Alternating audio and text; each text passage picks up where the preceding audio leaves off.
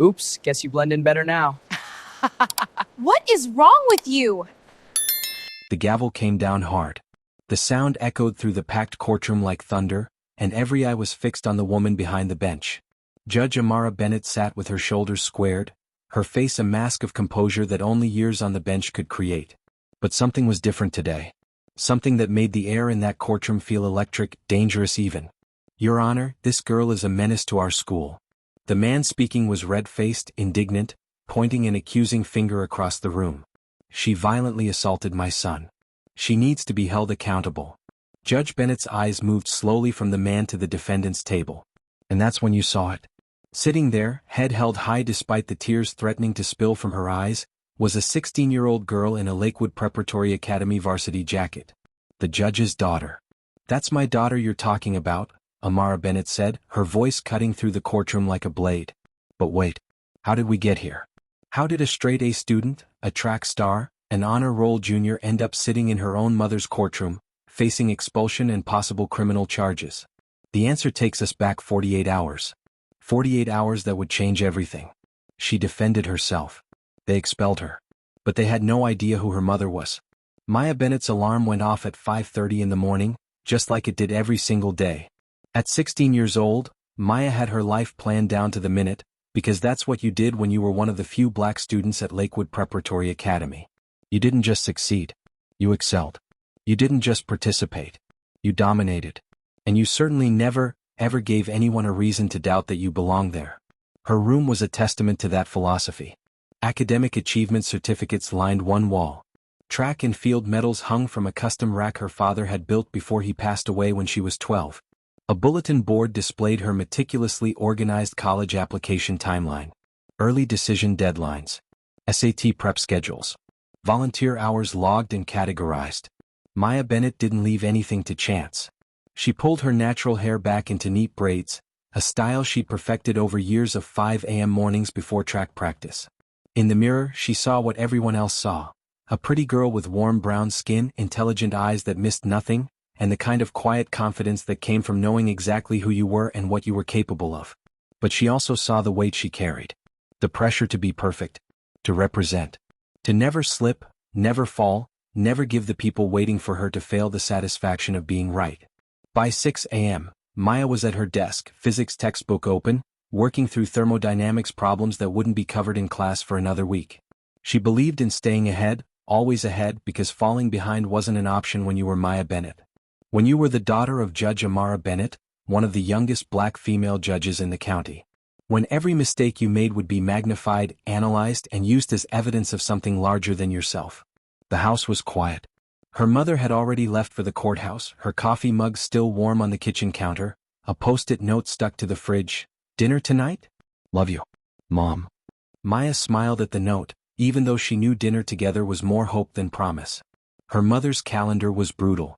Trials, hearings, sentencing, appeals. The work of seeking justice didn't stop at 5 p.m. Maya, can you help me with my math homework? Her younger brother Marcus shuffled into the kitchen, 12 years old and still in his pajamas, his hair sticking up in every direction. You haven't even had breakfast yet, Marcus, Maya said, but she was already reaching for his workbook, scanning the problems. Pre-algebra. Simple stuff. She talked him through 3 problems while she made them both breakfast, her mind already running through her own day. Physics test 3rd period. Track practice after school. College essay revision before bed. At 7:15 her best friend Zoe texted, "Picking you up in 10. Did you finish the Stanford supplemental?" Zoe Chen had been Maya's best friend since freshman year, when they'd both been the new kids trying to navigate the complicated social hierarchy of Lakewood Prep. Zoe's parents had immigrated from Taiwan, both doctors, both with the same crushing expectations that Maya knew all too well. They understood each other in a way that didn't require explanation. The weight of being the first. The pressure of carrying your family's dreams on your 16-year-old shoulders. The exhaustion of being excellent every single day. Finished it last night? Maya texted back. 300 words on intellectual vitality. You. Done. But I hate it. Read it during lunch? Deal. The drive to Lakewood Preparatory Academy took 20 minutes through one of the wealthiest suburbs in the state. Zoe's car, a hand-me-down Honda that had seen better days, looked distinctly out of place among the BMWs and Teslas in the student parking lot. But that was Lakewood for you. Old money, new money, and a handful of scholarship students like Maya and Zoe who'd earned their spots through academic excellence and standardized test scores that put them in the 99th percentile. Lakewood Prep looked like something out of a movie. Red brick buildings covered in ivy. Manicured lawns that were greener than seemed natural. A marble fountain in the courtyard that, according to school legend, had been donated by a railroad baron in 1887. The place dripped with history, tradition, and the kind of institutional pride that came from producing senators, CEOs, and Supreme Court justices. Maya had worked her entire life to get here. She'd earned it. But walking through those halls every day, she couldn't shake the feeling that she was constantly being evaluated, constantly being watched, constantly being measured against a standard that had nothing to do with her grades or her character. She was one of maybe 15 black students in a school of 600. You noticed things when you were that visible. Like how teachers were surprised when you knew the answer. How guidance counselors steered you toward practical careers instead of encouraging you to dream bigger. How your white classmates could be mediocre and still get the benefit of the doubt, while you had to be exceptional just to be seen as equal. But Maya pushed those thoughts aside as she walked through the double doors. She had her varsity track jacket on, her backpack organized with color-coded folders, her game face firmly in place. Today was going to be a good day. It had to be. If only she'd known what was waiting for her in the cafeteria.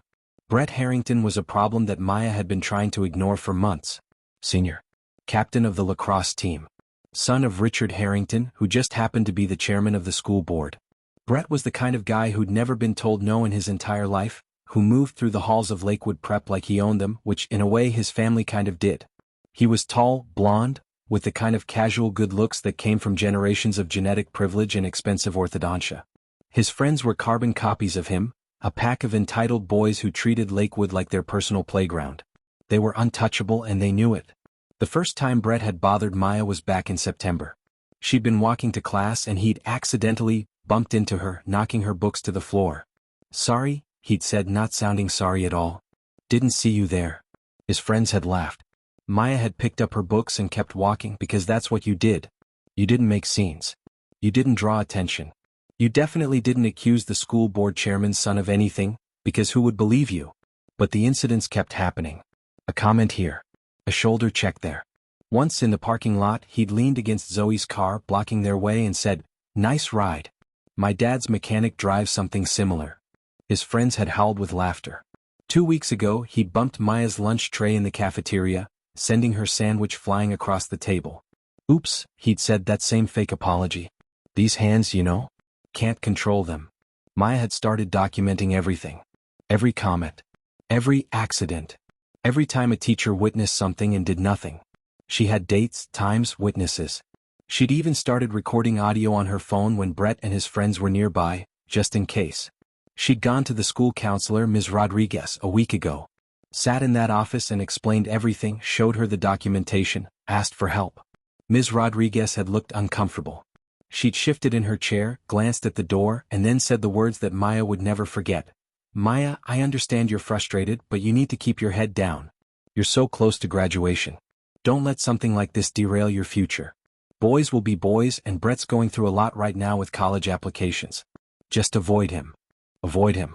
As if Maya was the problem. As if documenting harassment made her the troublemaker instead of the victim. Maya had left that office feeling more alone than she'd felt in years. But she'd kept her documentation. Some part of her knew she might need it.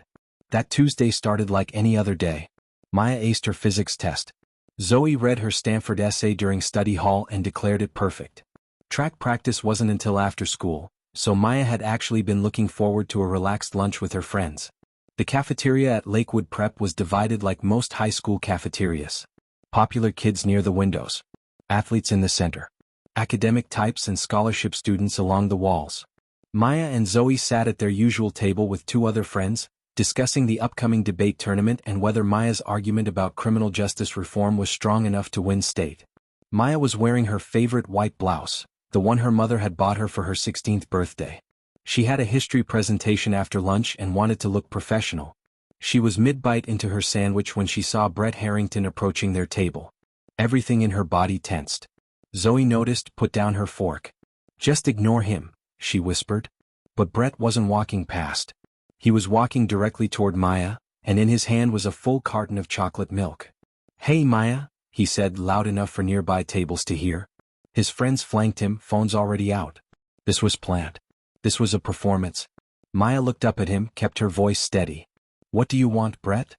Just wanted to return this. He held up the milk carton. Found it on the floor. Thought it might be yours. It's not. You sure? And then he tipped it. Not accidentally. Deliberately. Poured the entire carton of chocolate milk down the front of Maya's white blouse. The cafeteria didn't gasp. It went silent. That horrible, thick silence where everyone's watching but no one's helping. Brett laughed, that braying, entitled laugh. Oops. Guess you blend in better now. Something inside Maya snapped. Not broke. Snapped like a rubber band pulled too tight, like a string tuned too high. She stood up, chocolate milk dripping down her shirt, soaking through to her skin, ruining her blouse, ruining her presentation outfit, ruining her perfect day. Her voice was controlled, but there was steel in it. That's the third time this month, Brett. Apologize. Brett's smile widened. He glanced at his friends, then back at Maya. Or what? You gonna call your mommy the judge? Get me arrested for milk crimes?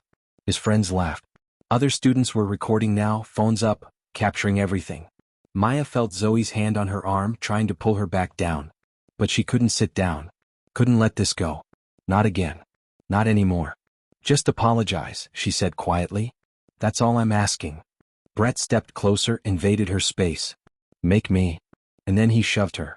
Not hard enough to knock her down, but hard enough to make her stumble back into Zoe. Hard enough to make a point. Maya's mind was racing. Everything she'd been taught about turning the other cheek. Everything her mother had told her about being the bigger person, about not giving people ammunition, about protecting yourself by not reacting. But also everything she'd learned about standing up for yourself, about not letting people walk over you, about having dignity and self-respect. She straightened up, looked Brett in the eye. Don't touch me again. What are you gonna do about it? Brett shoved her again, harder this time. Hard enough that Maya fell backward, her hips slamming into the cafeteria table, pain shooting up her side. The cafeteria was frozen. 60 students watching. 0 intervening. Maya pushed herself up from the table. Her heart was pounding. Her hands were shaking. Brett was reaching for her again, and something in his eyes said he wasn't done. He was enjoying this. He was going to keep pushing until she broke down, until she cried, until she gave him the satisfaction of destroying her composure. His hand came toward her shoulder.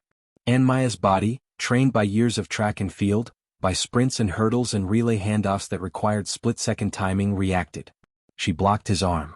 Her hand came up, caught his wrist, and she pushed back. Not a punch. Not a slap.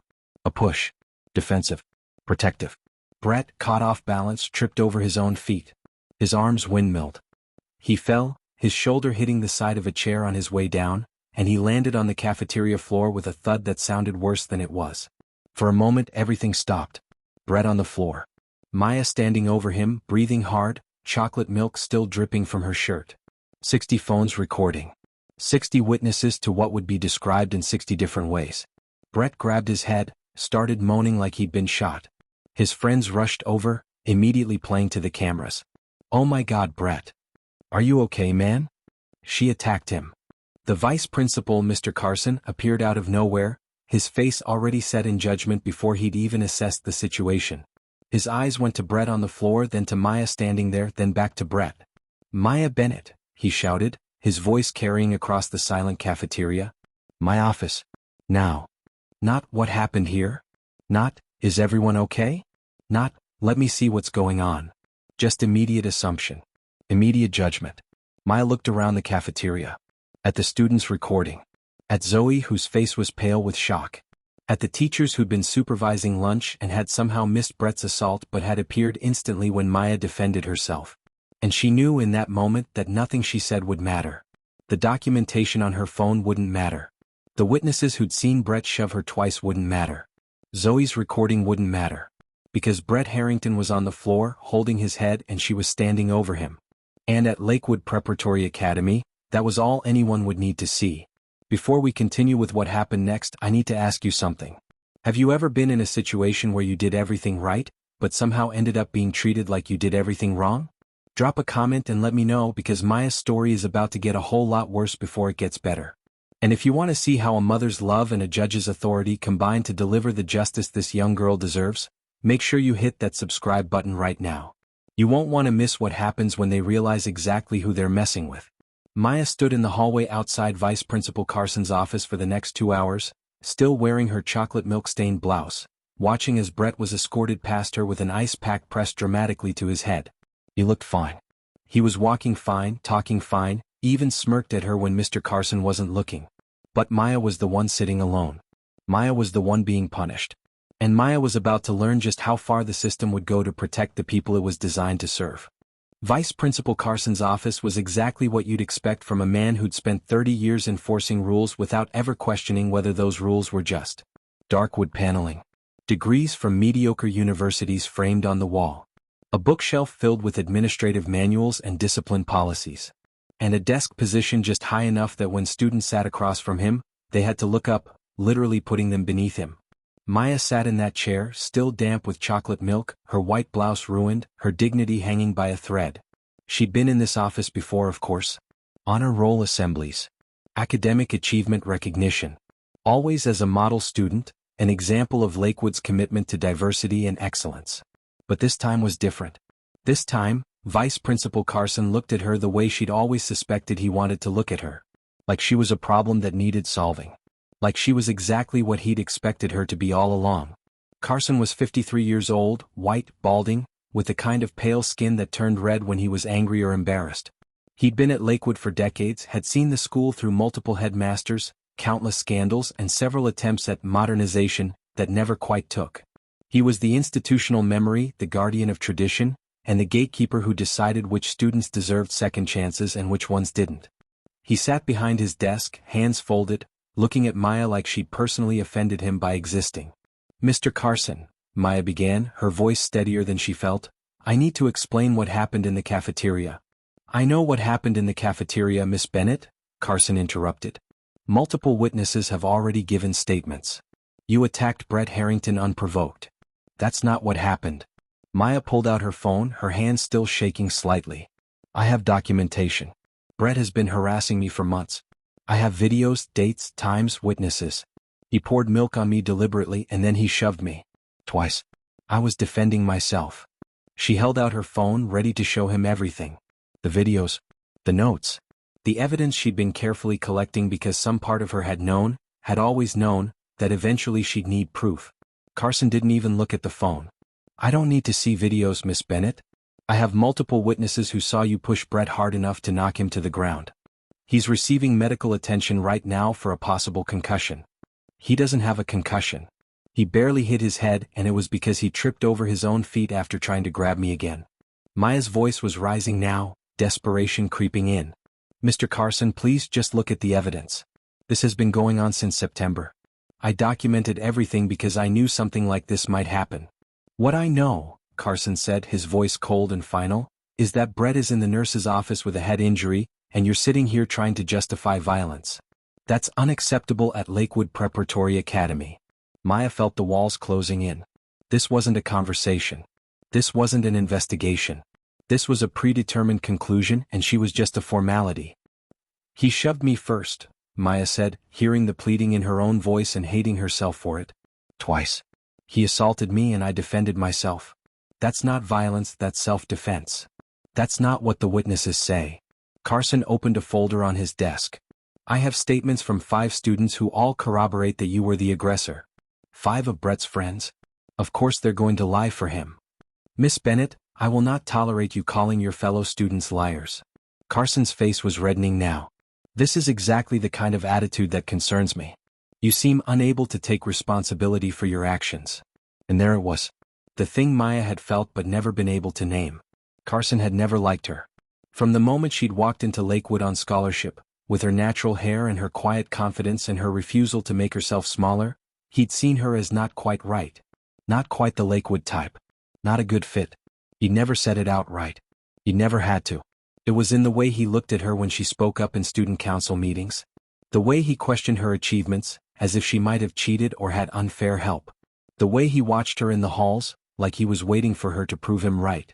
And now she had. Or at least now he could claim she had. "Brett is receiving medical attention," Carson said, standing up, signaling the meeting was over. "His father has been called and is on his way. I'm calling your mother as well. My mother is a county judge, Mr. Carson. She's in court. Then she'll have to leave court. Carson picked up his phone, dialed, waited. When the call went to voicemail, he left a message that was deliberately vague. Mrs. Bennett, this is Vice Principal Carson at Lakewood Prep. There's been an incident involving Maya at school. I need you to come in as soon as possible. No details. No context. Just enough to terrify a mother but not enough to prepare her. Carson hung up, turned back to Maya. You're suspended effective immediately.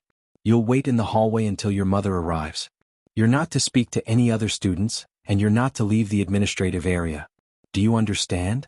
Mr. Carson, please? Do you understand, Miss Bennett? Maya stood up, chocolate milk still sticky on her skin, her future crumbling around her. Yes, sir. Good. Wait outside. As Maya walked to the door, Carson added, almost as an afterthought, and Miss Bennett? You should start thinking about how you're going to explain this to the colleges you've applied to. Most schools don't look favorably on students with violence on their record. Maya's hand froze on the doorknob. Violence on her record. The words hit her like a physical blow. Stanford. Yeah. Princeton. Every application she'd submitted, every essay she'd poured her heart into, every dream she'd built, all of it potentially destroyed because she'd defended herself against a bully whose father ran the school board. She walked out into the hallway and sat down on the bench outside Carson's office. The bench where students waited to be disciplined. The bench she'd never imagined she'd occupy. And she waited.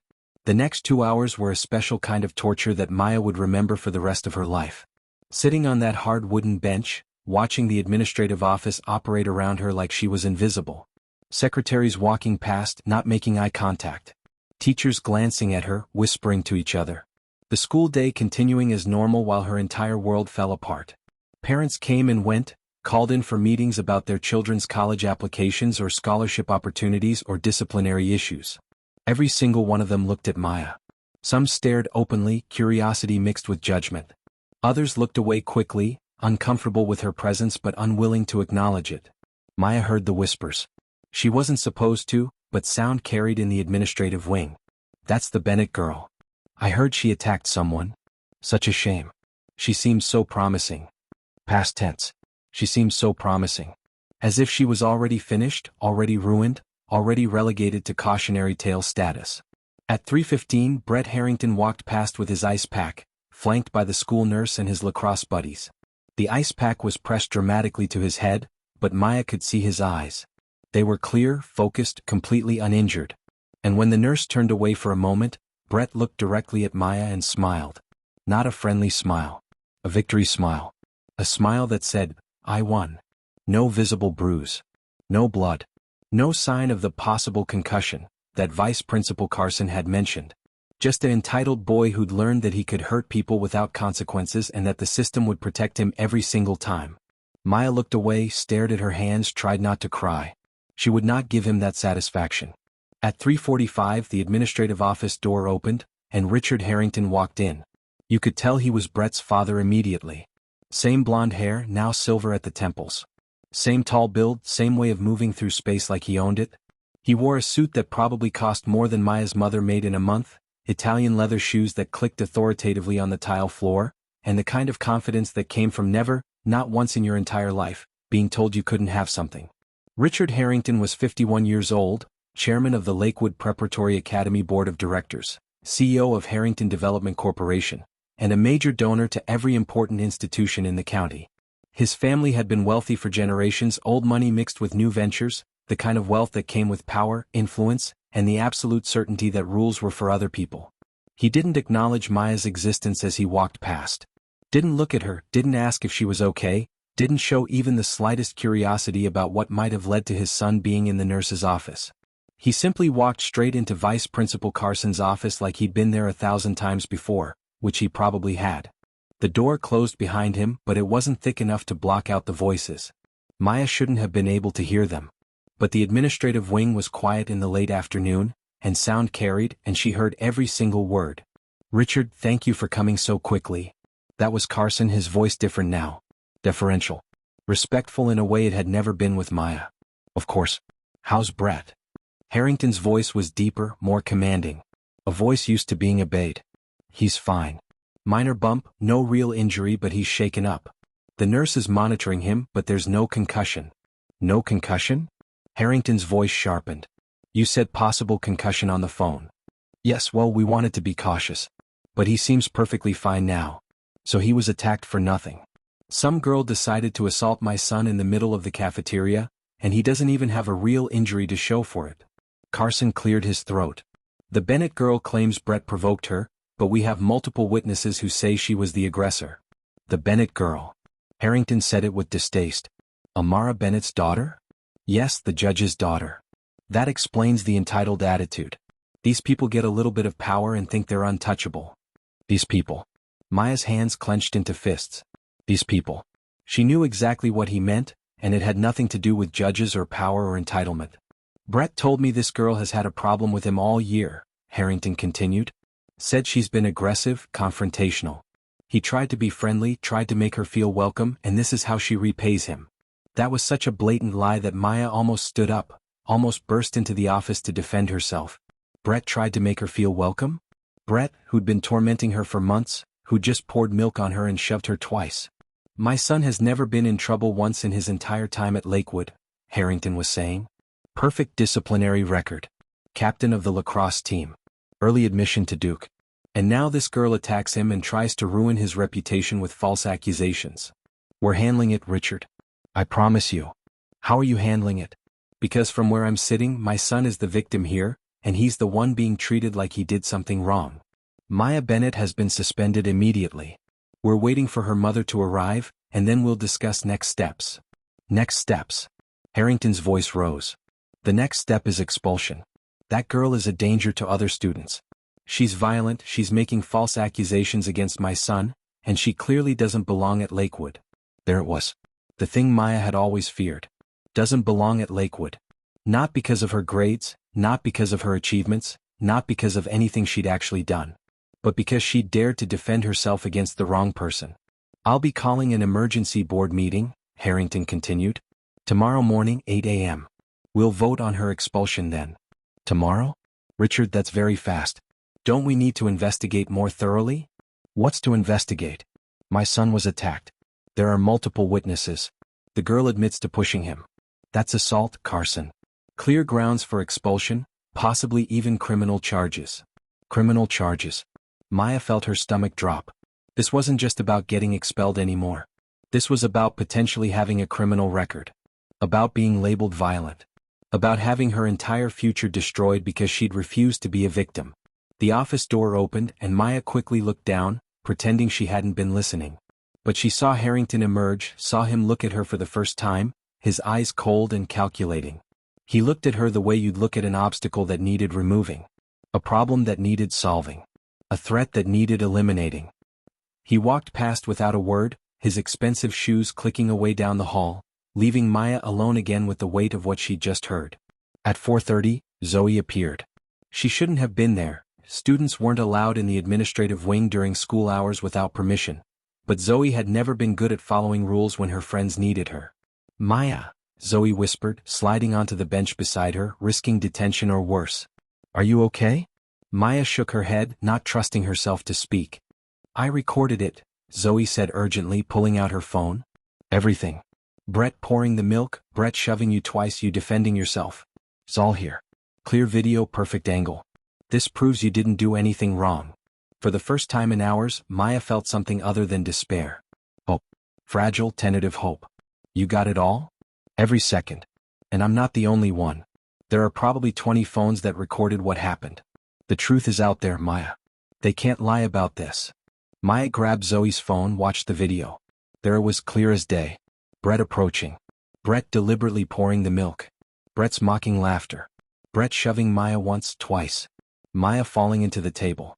And then only then Maya's defensive push. Brett tripping over his own feet, the fall that was more embarrassing than harmful, the theatrical performance of pain that followed. This proves everything, Maya said, her voice breaking with relief. This proves I was defending myself. Zoe, you saved me. That's what best friends do. Zoe squeezed her hand. We're going to show this to Carson, to your mom, to whoever needs to see it. The truth matters, Maya. The truth will protect you.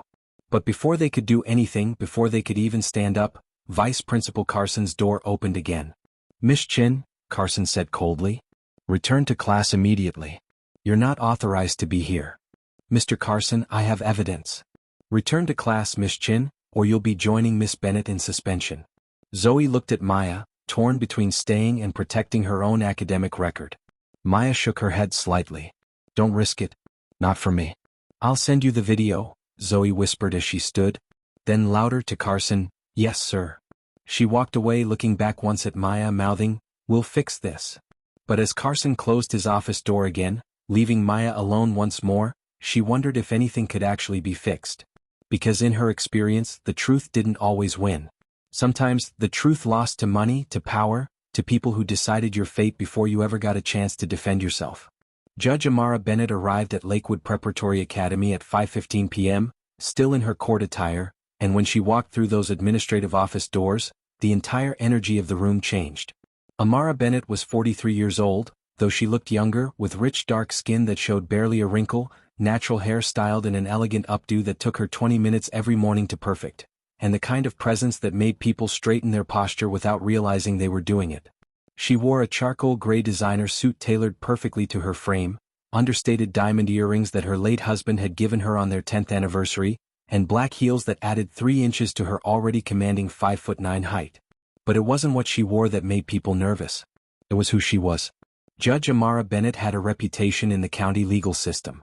They called her the integrity judge because she was known for 2 things: fairness and thoroughness. She didn't play favorites. She didn't take shortcuts. She examined every piece of evidence, considered every argument, and made decisions based on law and justice, not on who had the most expensive lawyer or the most political connections. She'd been appointed to the bench at 36, one of the youngest black female judges in the state, and in the 7 years since, she'd earned respect from prosecutors and defense attorneys alike. When you went into Maya Bennett's courtroom, you came prepared, you came with evidence, and you came ready to have your arguments challenged by someone who'd actually read every page of every brief. She was brilliant. She was fair. She was incorruptible. And right now, she was a terrified mother who'd received a vague, alarming message about her daughter and had left court in the middle of a sentencing hearing to get here. Maya.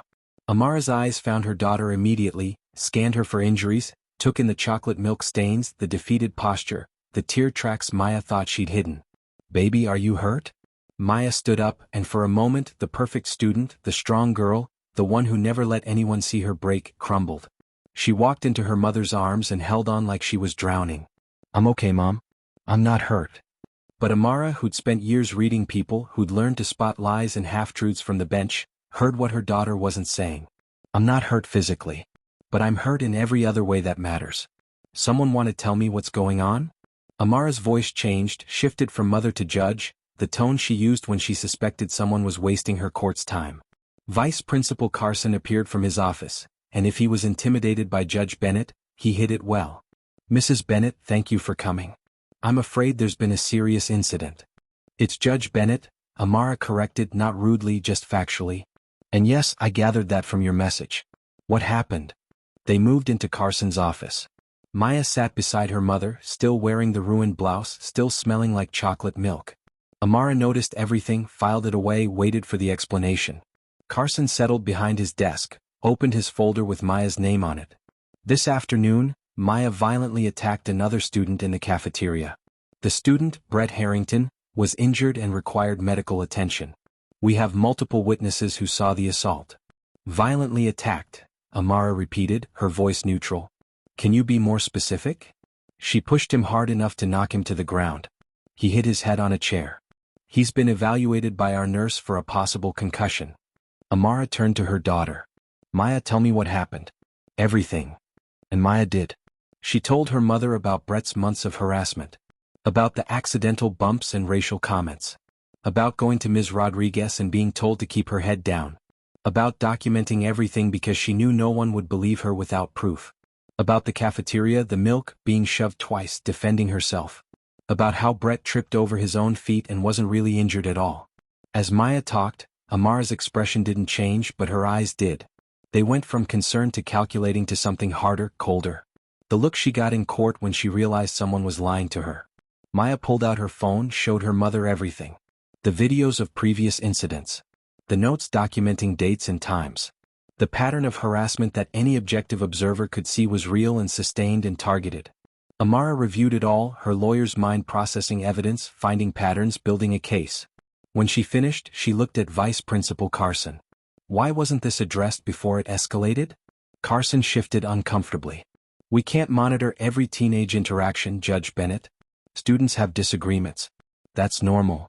This isn't a disagreement. This is documented harassment. My daughter came to your school counselor a week ago with evidence, and she was told to keep her head down. That's not normal. That's negligence. I understand you're upset. I'm not upset, Mr. Carson. I'm confused. My daughter has documentation of sustained harassment, and your response is to suspend her? Help me understand the logic. Multiple witnesses say Maya was the aggressor today.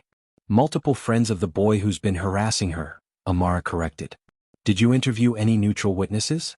Did you check security footage? The cafeteria cameras were malfunctioning. Amara's eyebrow raised slightly. Just slightly. But if you knew her, you knew that tiny gesture meant she thought you were lying. How convenient. And you're confident in your witnesses. Yes, ma'am. So confident that you've already suspended my daughter without a proper investigation? Without reviewing her evidence? Without even hearing her side of the story before I arrived? Carson's face was reddening. Judge Bennett, I understand you're concerned about your daughter, but there are protocols. The office door opened without a knock. Richard Harrington walked in, followed by a man in an expensive suit carrying a briefcase. The school's attorney, Maya realized. They brought a lawyer. This was planned. This was coordinated. They knew Amara would fight back and they prepared for it. Judge Bennett, Harrington said, not bothering with pleasantries. I'm Richard Harrington, chairman of the school board and Brett's father. Mr. Harrington. Amara stood, shook his hand with the kind of grip that said, I'm not intimidated by you. I was just discussing the incident with Vice Principal Carson.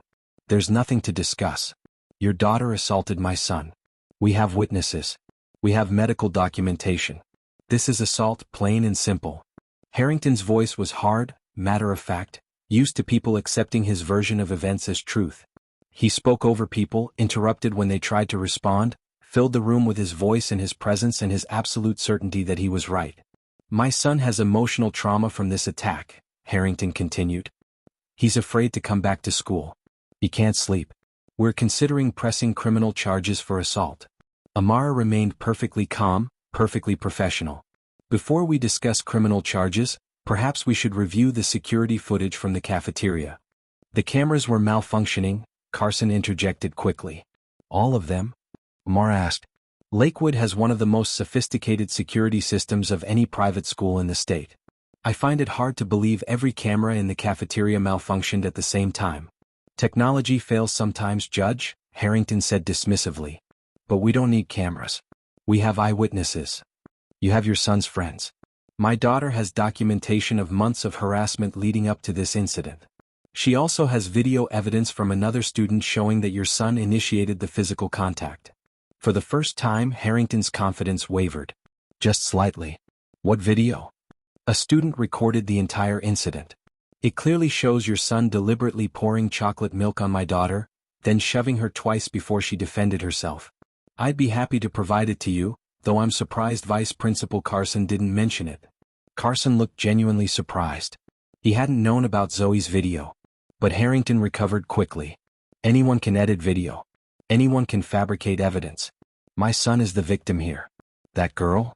That girl, Amara interrupted, her voice sharp for the first time, is my daughter. And she has a name. It's Maya. Harrington looked at her with barely concealed contempt. Your daughter assaulted my son. She needs to be held accountable. If anyone needs to be held accountable, Mr. Harrington, it's your son for months of harassment that your school ignored. But instead of investigating that, you're here trying to expel the victim. Help me understand why. Judge Bennett. Harrington's voice took on a patronizing tone that made Maya's skin crawl. I'm sure you understand that we must protect all our students. Lakewood Preparatory Academy has a certain standard, a certain culture. Perhaps Maya would be more comfortable at a different kind of school. Somewhere more suited to her background. The room went silent. The coded language was so obvious, so blatant, that even Carson looked uncomfortable. Amara stood very still. When she spoke, her voice was ice. What kind of background would that be, Mr. Harrington? Harrington realized his mistake but couldn't back down. I simply mean that some students thrive in different environments. Maya might do better somewhere less competitive, less demanding. My daughter has a 4.0 GPA, she's captain of the track team, and she's been admitted early decision to Stanford University. She's in the top 1% of your school academically. So I'll ask you again, what background are you referring to? Harrington said nothing. Let me be very clear, Amara continued. If you proceed with this expulsion, I will request a full investigation into Lakewood's disciplinary practices, specifically regarding students of color. I will subpoena every disciplinary record from the past 5 years. I will examine every case involving your son. And if I find what I suspect I'll find, a pattern of discrimination, a culture of protecting certain students while punishing others, I will make sure every family in this school knows about it. Are you threatening me? Harrington's face was red now. I'm informing you of your legal exposure. There's a difference. Harrington stood up, his lawyer beside him. The board meets tomorrow morning at 8 a.m. We'll be recommending expulsion. If you want to fight it, bring your lawyers. He looked at Maya for the first time, his eyes cold. That girl needs to be held accountable for her actions. He walked out, his lawyer following. Carson looked between Amara and the door, clearly torn between following his boss and maintaining some semblance of fairness. Judge Bennett, Carson said quietly, the board meeting is tomorrow at 8. You're welcome to attend and present your case. Oh, I'll be there, Amara said. And Mr. Carson? I'd suggest you find that security footage before then. Because if those cameras were actually working and you've destroyed evidence, that's obstruction. And that has criminal implications. Carson's face went white. Amara took Maya's hand. Come on, baby. We're going home. They walked out of Lakewood Preparatory Academy together, mother and daughter, past the administrative staff who pretended not to watch, past the students lingering in the parking lot who pulled out their phones to record Judge Bennett and her expelled daughter, past the reputation Maya had spent 4 years building and that had crumbled in a single afternoon. The drive home was silent for the first 10 minutes. Amara focused on the road, her hands tight on the steering wheel, her professional composure starting to crack. Maya stared out the window, watching the expensive houses of Lakewood's neighborhood blur past, watching the life she'd worked so hard for disappear in the rearview mirror. And then Maya broke. Not dramatically. Not with screaming or hysteria. But with the quiet devastation of someone who'd done everything right and discovered that everything right wasn't enough. Mom? Her voice was small, broken. I did everything right. Amara glanced at her daughter, saw the tears streaming down Maya's face, and had to resist the urge to pull over and just hold her. I got perfect grades, Maya continued, the words tumbling out between sobs. I didn't talk back to teachers even when they were wrong. I joined clubs and volunteered and ran track and never complained about being one of the only black students in my classes. I documented everything just like you always told me to. I built my case. I had evidence. I did everything right and it doesn't matter. None of it matters. Baby. I kept my head down when Brett made jokes about my hair. I smiled when teachers acted surprised I knew the answer. I worked twice as hard to get half the credit. I made myself smaller and quieter and less threatening so they'd feel comfortable around me. And the one single time I defended myself, they're expelling me. Amara pulled into their driveway, put the car in park and turned to face her daughter fully. Maya, look at me. Maya turned, her face streaked with tears, chocolate milk still staining her ruined blouse. You did everything right, Amara said firmly. Everything. This isn't your fault. Do you understand me? This is not your fault. Then why does it feel like I'm being punished for existing? The question hit Amara like a physical blow because she didn't have a good answer. Because she'd asked herself the same question 1,000 times in her own life.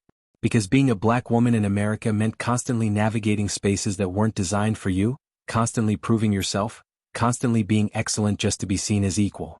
She'd thought, hoped, that by succeeding, by becoming a judge, by breaking barriers and achieving at the highest levels, she could protect her daughter from some of that. That her position would create a shield around Maya, that respect for the mother would extend to the daughter. She'd been wrong. I don't know, baby, Amara admitted. I don't know. They sat in the car for another moment, and then Maya asked the question that had been haunting her all afternoon. What happens if they expel me? Stanford revokes their admission. Every other school I applied to will see it on my record. My future is over, isn't it? Your future is not over. I won't let that happen. How? How are you going to stop it? That man runs the school board. His son has 5 friends willing to lie for him. They destroyed the security footage. They have a lawyer. What do we have? We have the truth. We have evidence. We have. Mom, stop. Maya's voice was sharp now, frustrated. Please stop telling me the truth matters. The truth didn't matter today. The truth didn't matter when I went to Ms. Rodriguez. The truth doesn't matter to people who've already decided what they want to believe. Amara opened her mouth to argue, to defend the system she'd devoted her life to insist that justice would prevail. But she couldn't. Because her daughter was right. She'd spent years on the bench watching the truth lose to better lawyers, to systemic bias, to judges who'd made up their minds before hearing the first word of testimony. She believed in the justice system. She had to believe in it, but she also knew it was broken. And right now it was breaking her daughter. They went inside. Marcus met them at the door, backpack still on from getting off the school bus, his 12-year-old face full of questions. What happened? Why is Maya home so early? Why is she crying? Go upstairs, Marcus, Amara said gently. Do your homework. I need to talk to your sister. But, now please.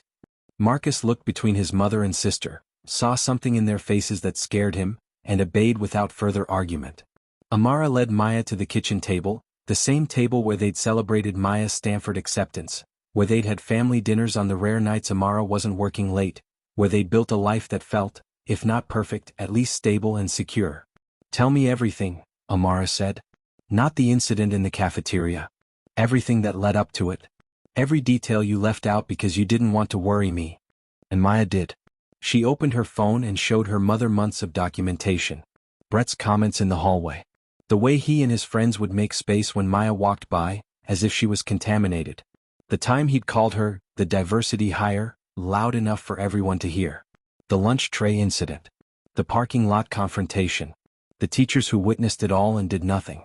She showed Amara the text messages from other students of color at Lakewood, commiserating about similar treatment. She showed her the private Instagram account where Brett and his friends posted memes that walked the line between offensive and overtly racist. She showed her everything she'd been carrying alone. Why didn't you tell me? Amara asked, her voice breaking slightly. Baby, why didn't you come to me with this? Maya looked at her mother, this brilliant, powerful woman who worked 16-hour days seeking justice for strangers, and said the thing she'd been afraid to say for months. Because you're always at work, Mom. Because every time I tried to talk to you about school, you were on a phone call or reviewing a case or running to court. Because I didn't want to be one more problem you had to solve. Because I thought I could handle it myself. The words hung in the air between them, true and painful and impossible to take back. Amara felt them like a knife. Every late night at the office. Every missed dinner. Every time she'd chosen the demands of her career over the needs of her daughter because she'd convinced herself that being successful was the same as being present. I'm sorry, Amara whispered. Maya, I'm so sorry. I should have been there. I should have noticed. You were building a career. You were making a difference. You were showing me that black women can achieve anything. How was I supposed to tell you that while you were breaking barriers, I was barely surviving in the space you thought you'd made safer for me? They sat in silence, the weight of unspoken truths settling between them. Outside, the sun was setting, painting the kitchen in golden light that felt wrong, too beautiful for a day this terrible. Before we continue, I need you to know something. This story is about more than just Maya.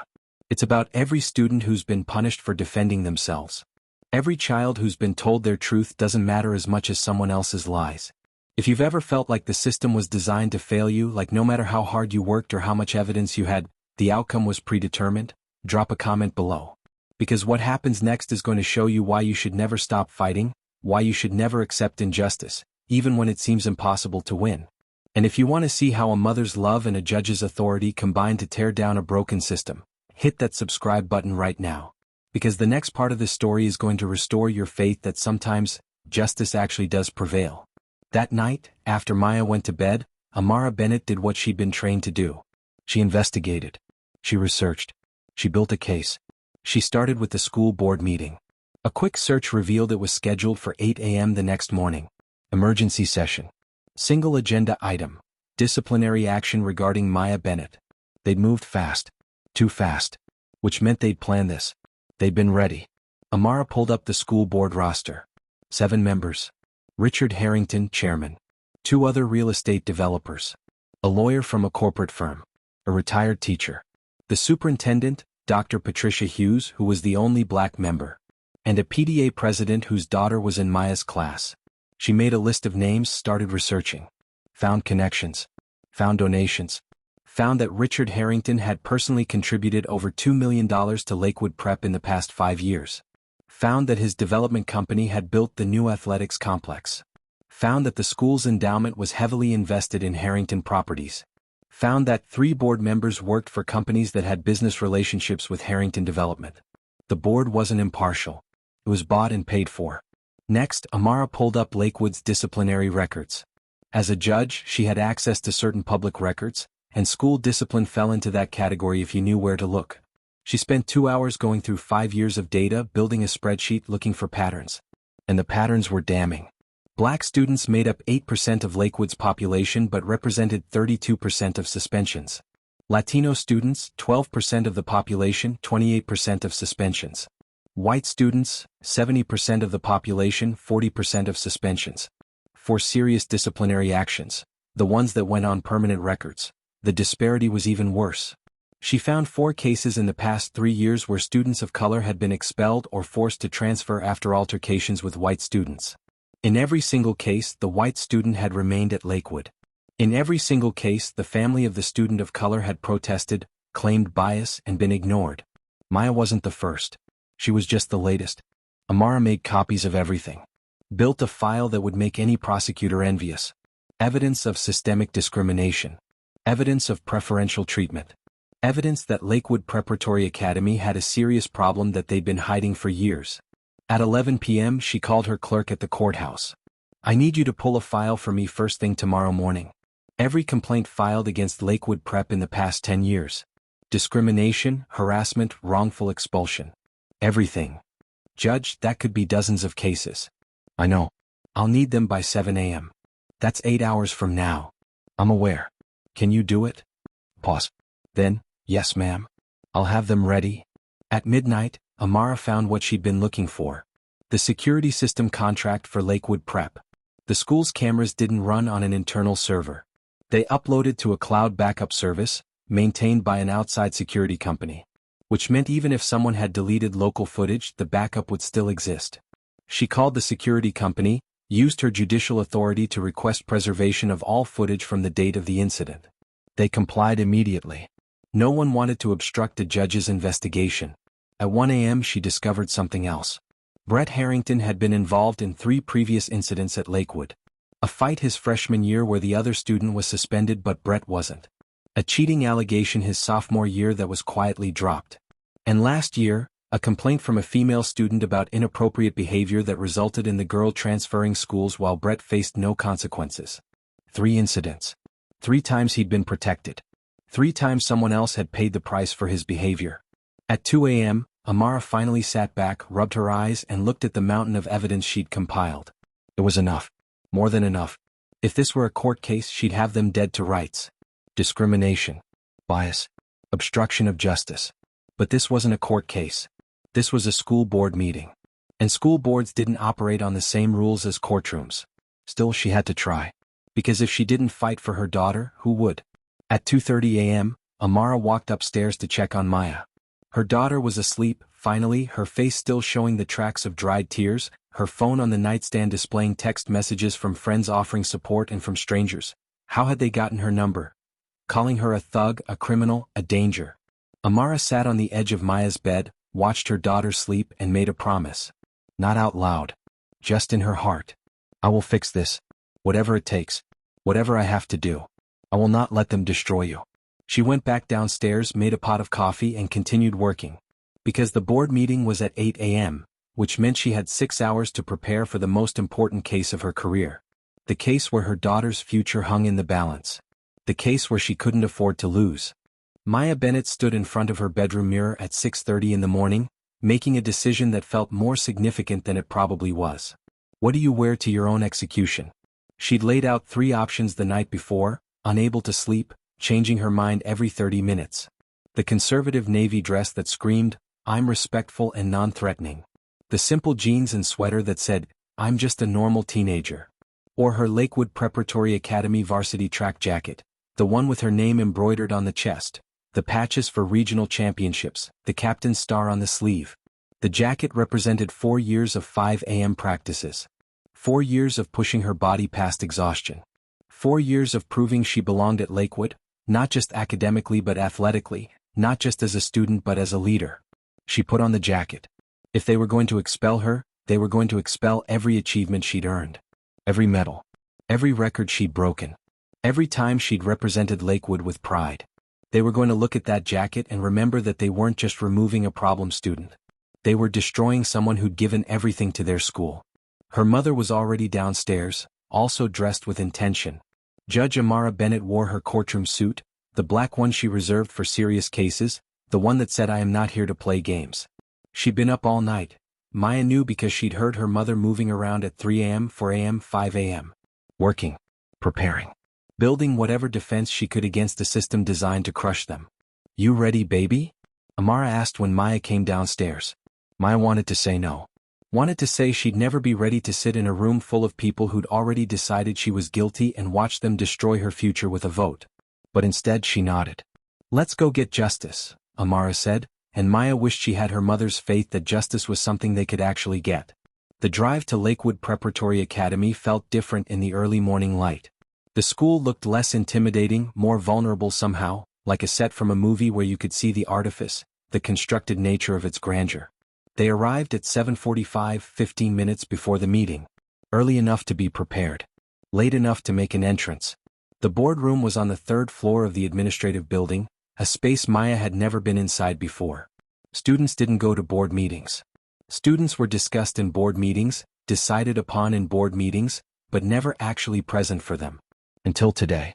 Amara opened the door and Maya felt like she was walking into history. Not her own history. Someone else's. The room was designed to intimidate, to remind everyone who entered exactly who held the power here. Mahogany tables arranged in a U-shape, so board members could look down on whoever stood in the center. Leather chairs that probably cost more than most people's cars. A coffered ceiling with recessed lighting that made the whole room feel like a courtroom or a corporate boardroom or any other space where important men made important decisions. And on the walls, portraits. Past board chairmen going back over a century. Oil paintings in ornate frames. And every single face was white. Every single face was male. 100 years of leadership and not one woman. Not one person of color. Just an unbroken line of men who looked exactly like Richard Harrington. The board members were already seated. 7 of them, arranged along the U-shaped table, name placards in front of each one. Richard Harrington sat in the center, the chairman's position, flanked by his allies. To his right was James Morrison, a real estate developer who'd made his fortune building luxury condos. Next to him, Thomas Webb, a lawyer from Lakewood's most prestigious corporate firm. On Harrington's left sat Margaret Chin, no relation to Zoe, a PTA president whose daughter Emily was in Maya's AP English class. Beside her, David Foster, another real estate developer, and George Patterson, a retired teacher who'd been on the board for 20 years. And at the far end, almost isolated from the others, sat Dr. Patricia Hughes. Dr. Hughes was 62 years old, a career educator who'd worked her way up from teacher to principal to superintendent. She was the only black member of the board, often the only voice of dissent when disciplinary decisions came down along racial lines.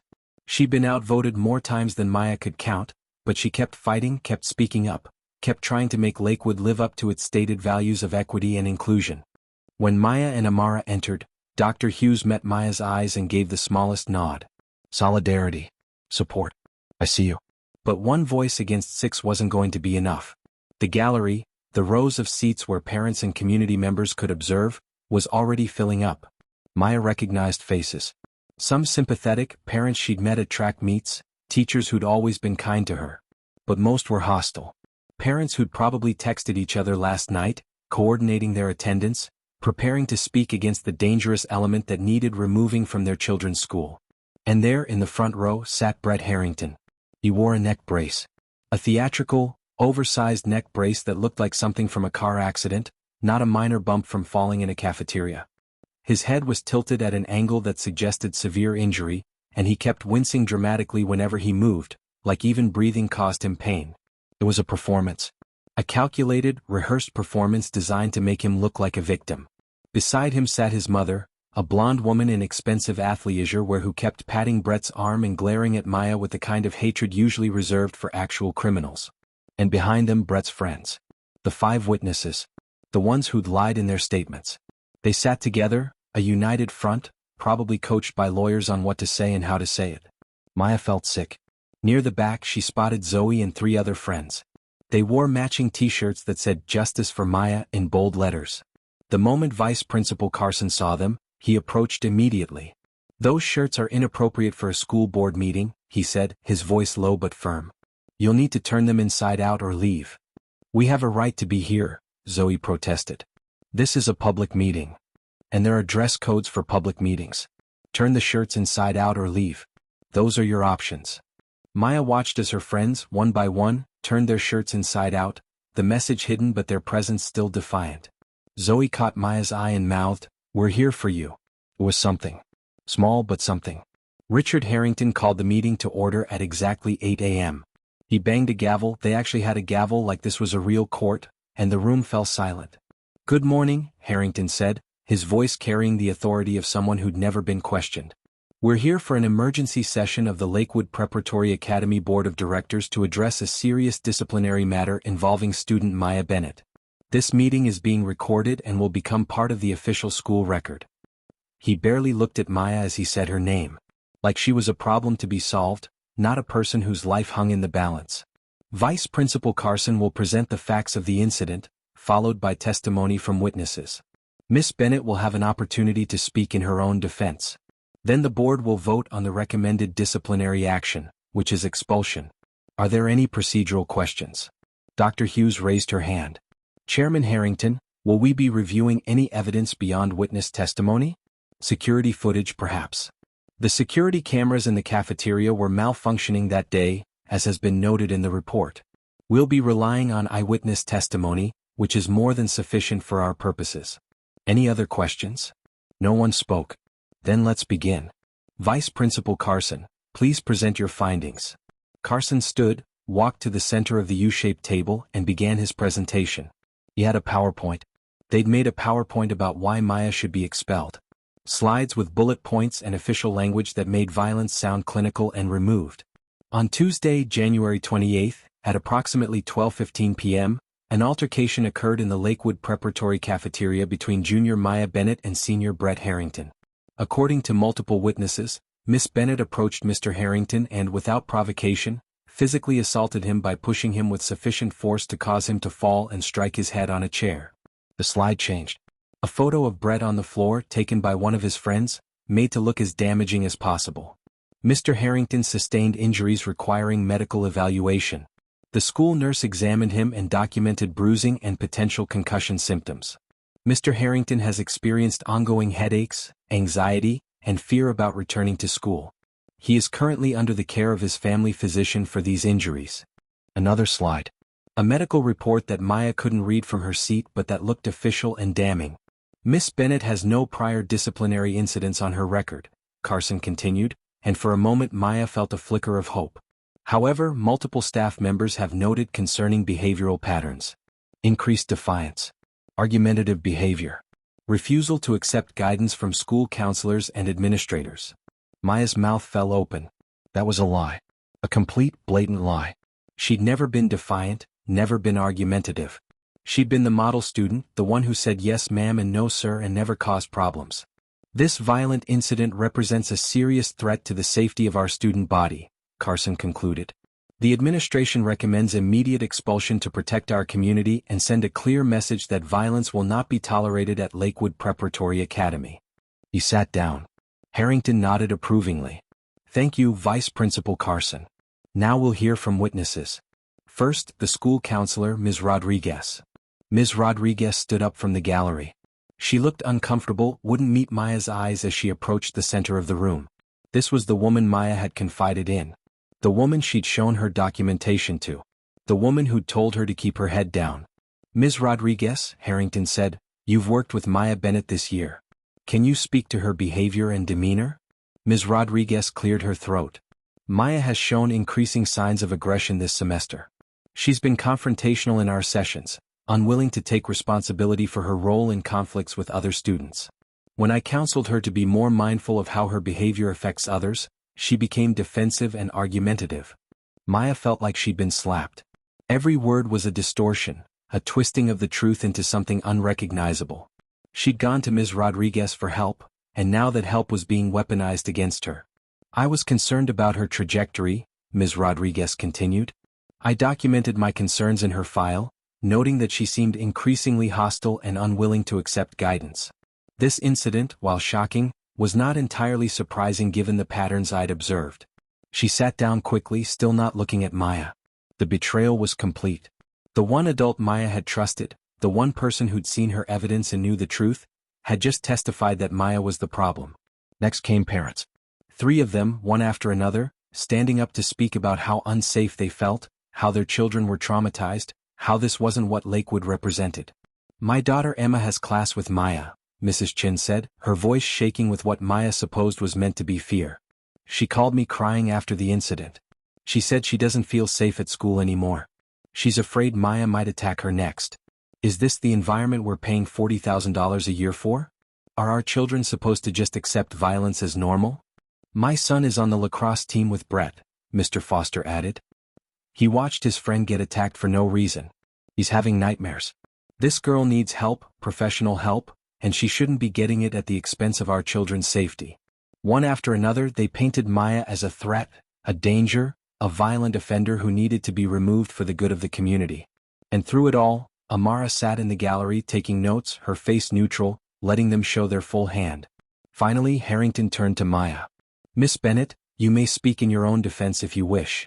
Maya stood up, her legs shaking, her varsity jacket suddenly feeling too heavy, too visible, too much like a target on her back. She walked to the center of the U-shaped table, and 7 board members looked down at her from their elevated seats, and she felt 16 years old and powerless and completely alone.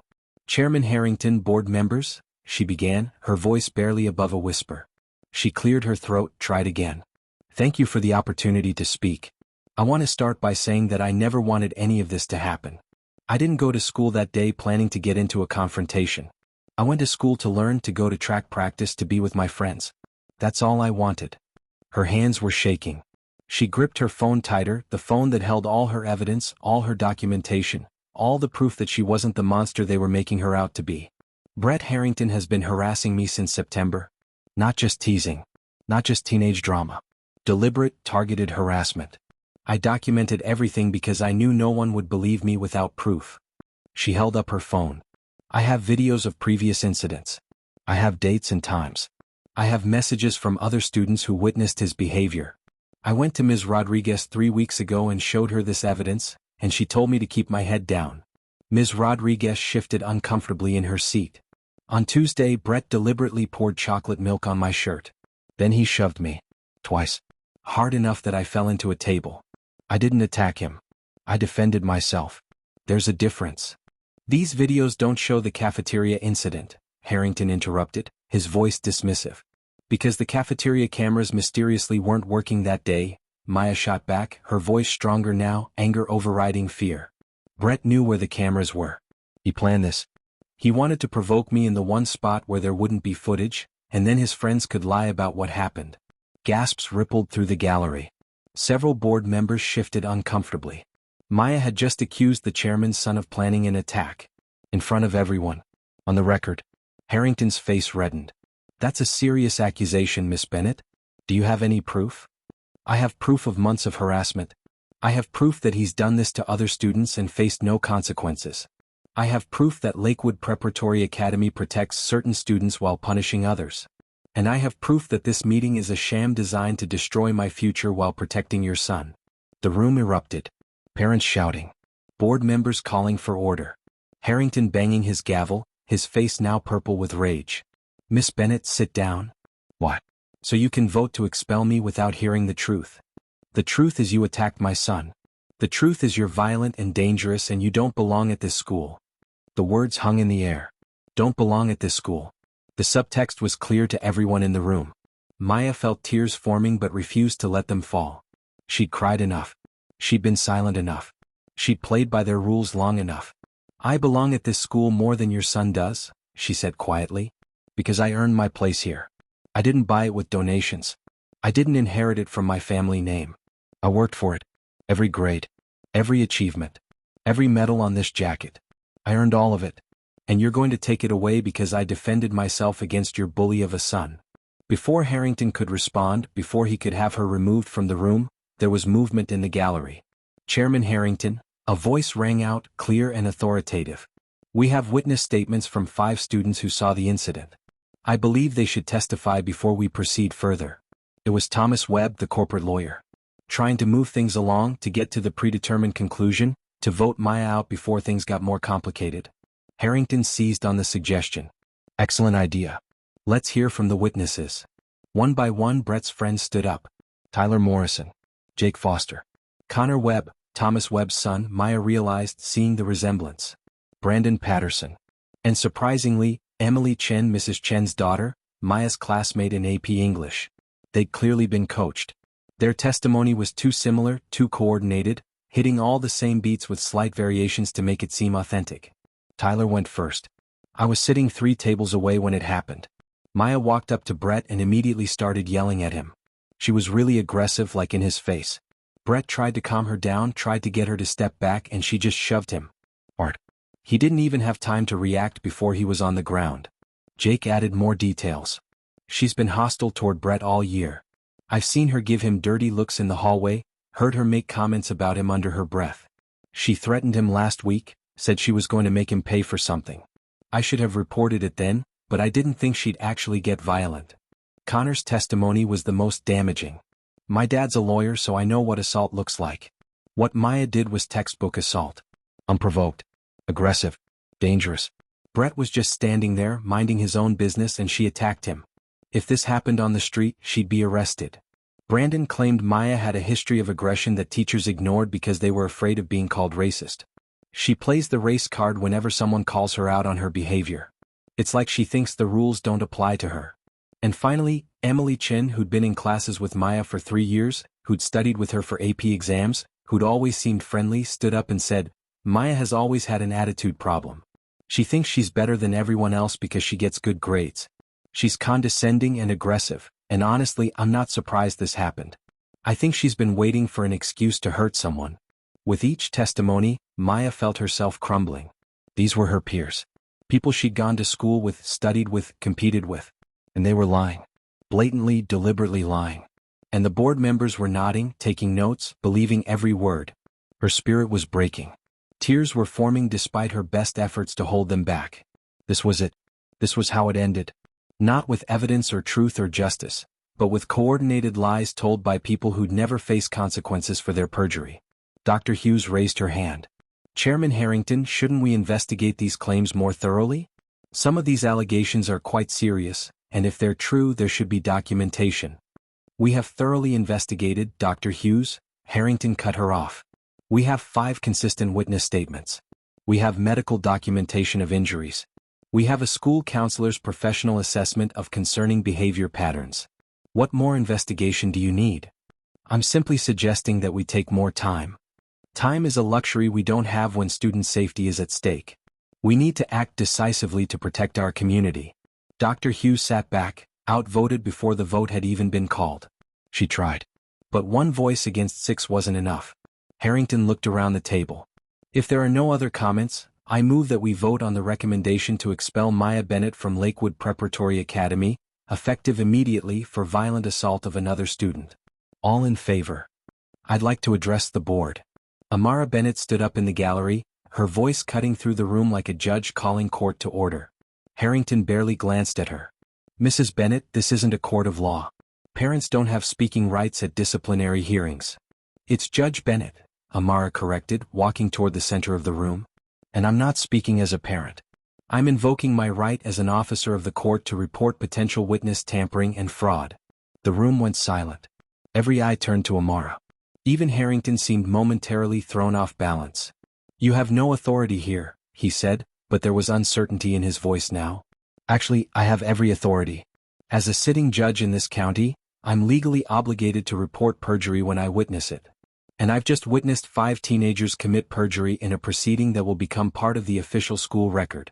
She turned to face the 5 student witnesses, and her voice took on the tone she used in her courtroom when she was about to destroy a witness's credibility. Do you understand that lying under oath, even in a school proceeding that's being officially recorded, has legal consequences? Do you understand that what you just said can be used in a court of law if charges are filed? Do you understand that perjury is a crime? The 5 students glanced at each other. Tyler's confidence wavered. Jake shifted uncomfortably. Connor looked at his father, the lawyer, who'd gone pale. Brandon stared at his shoes. Emily started to cry. They hadn't expected this. They'd thought they could lie without consequences, protected by the school board chairman, protected by their family's wealth and status. They hadn't expected a judge to call them out. Harrington tried to regain control. Judge Bennett, you're out of line. This is a school board meeting, not your courtroom.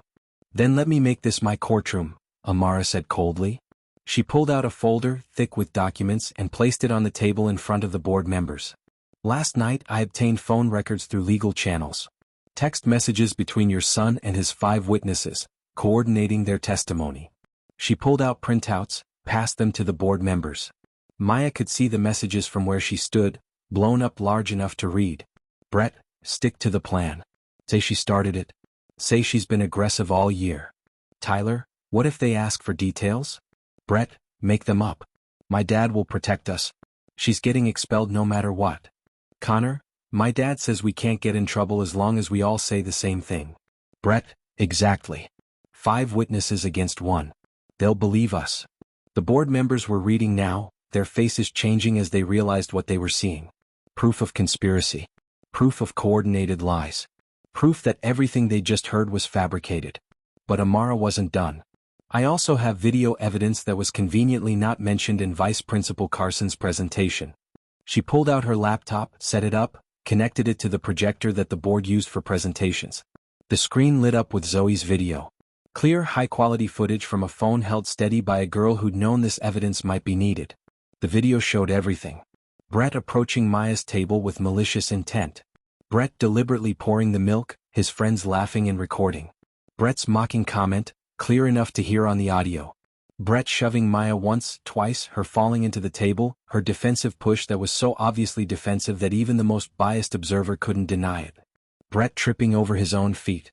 The minor, barely noticeable bump of his shoulder on a chair. And then, most damningly, Brett immediately clutching his head and groaning like he'd been mortally wounded. The gallery erupted. Parents gasping. Board members leaning forward. Even Harrington seemed stunned. This video was sent to me last night by one of Maya's classmates, Amara said. It shows clearly that my daughter was defending herself against sustained physical assault. It also shows that your son's injuries were theatrical at best and fraudulent at worst. But she still wasn't done. Finally, I have security footage from the hallway cameras. The ones that weren't mysteriously malfunctioning. She played another video. This one from the school's own security system, obtained through a subpoena Amara had filed at midnight. It showed Brett and his friends in the hallway before lunch, huddling together, pointing toward the cafeteria, clearly planning something. It showed Brett deliberately taking a path that followed Maya to the cafeteria. It showed premeditation. This footage proves that your son followed my daughter with intent to provoke a confrontation. Combined with months of documented harassment that your school ignored, this establishes a clear pattern. Your son is not the victim here, Mr. Harrington. He's the perpetrator. And everyone in this room just watched you try to destroy my daughter's future to protect him. The room exploded. Parents shouting at each other. Board members arguing. Dr. Hughes standing up, vindicated, demanding a full investigation. Mrs. Chun grabbing Emily and pulling her toward the exit, her daughter sobbing. The other witnesses scrambling to leave, their lies exposed, their futures suddenly uncertain. And in the middle of it all, Maya stood frozen, watching her mother dismantle the system that had tried to destroy her. Watching evidence replace lies. Watching truth finally, impossibly win. But before you think this story has a happy ending, before you think justice was easily served, I need to tell you something. What happened next in that boardroom was a battle between power and truth, between money and integrity, between a system designed to protect the privileged and one woman determined to break it. If you've ever wondered whether standing up to corruption actually works, whether bringing evidence to a rigged game can change the outcome, you need to stay for what comes next. Hit that subscribe button right now, because what Judge Maya Bennett does in the next few minutes is going to show you exactly how to fight back when the system is designed to make you fail. And I want to know, have you ever had to stand up to a powerful person or institution that was trying to silence you? Drop a comment about your experience, because Maya's story proves that sometimes, the only way to get justice is to refuse to be quiet, refuse to back down, and refuse to let lies win. Let's continue. Richard Harrington was a man who'd never lost. Not in business. Not in politics. Not in the carefully controlled world of Lakewood Preparatory Academy where his money bought influence and his influence bought protection. But watching Judge Maya Bennett systematically dismantle his son's lies, watching evidence he'd thought was destroyed appear on a projector screen, watching his carefully orchestrated expulsion hearing collapse into chaos, for the first time in his life, Richard Harrington didn't know what to do. He stood up, tried to bang his gavel, tried to restore order, but no one was listening. The board members were still reading the text messages, their faces showing everything from shock to disgust to barely concealed anger that they'd been manipulated. The gallery was in chaos, parents arguing, students recording on their phones. This was going to be all over social media in minutes. "This meeting is adjourned," Harrington shouted, but Dr. Hughes stood up. "No, it's not. We haven't voted yet, and now that we have actual evidence instead of coordinated lies, I move that we table the expulsion recommendation and open a full investigation into both the incident and the pattern of harassment that led to it." "Second," said Margaret Chin quickly before Harrington could shut the motion down. "We can't vote under these circumstances," Harrington protested. "There are too many questions." "Then let's answer them," Dr. Hughes said firmly. "Starting with why you called this emergency meeting before conducting a proper investigation. Starting with why security footage was claimed to be non-functional when Judge Bennett obtained it with a simple subpoena. Starting with why your son's witnesses coordinated their testimony." Thomas Webb, the corporate lawyer who'd seemed so confident earlier, was now standing. "Chairman Harrington, I think Dr. Hughes is right. We need to recess and conduct a proper investigation before voting on something this serious." "We have 5 witnesses," Harrington started. "Who just got caught lying?" Webb interrupted. "My son is one of those witnesses and I'm beyond furious. If he committed perjury even in a school setting, that's going to have consequences.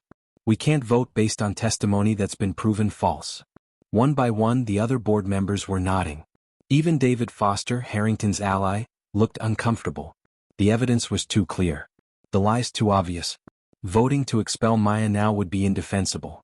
Maya Bennett stood in the center of the room, still holding her folder of evidence, and addressed the full board.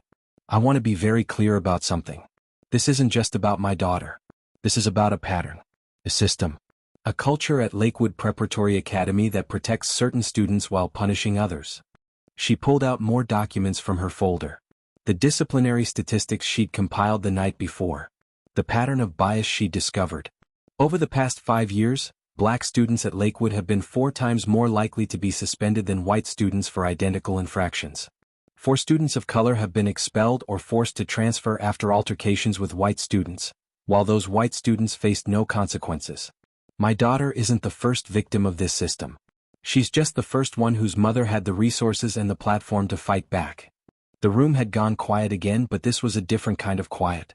This was the silence of people hearing uncomfortable truths they'd preferred to ignore. "I'm not asking for special treatment for Maya," Amara continued. "I'm asking for equal treatment.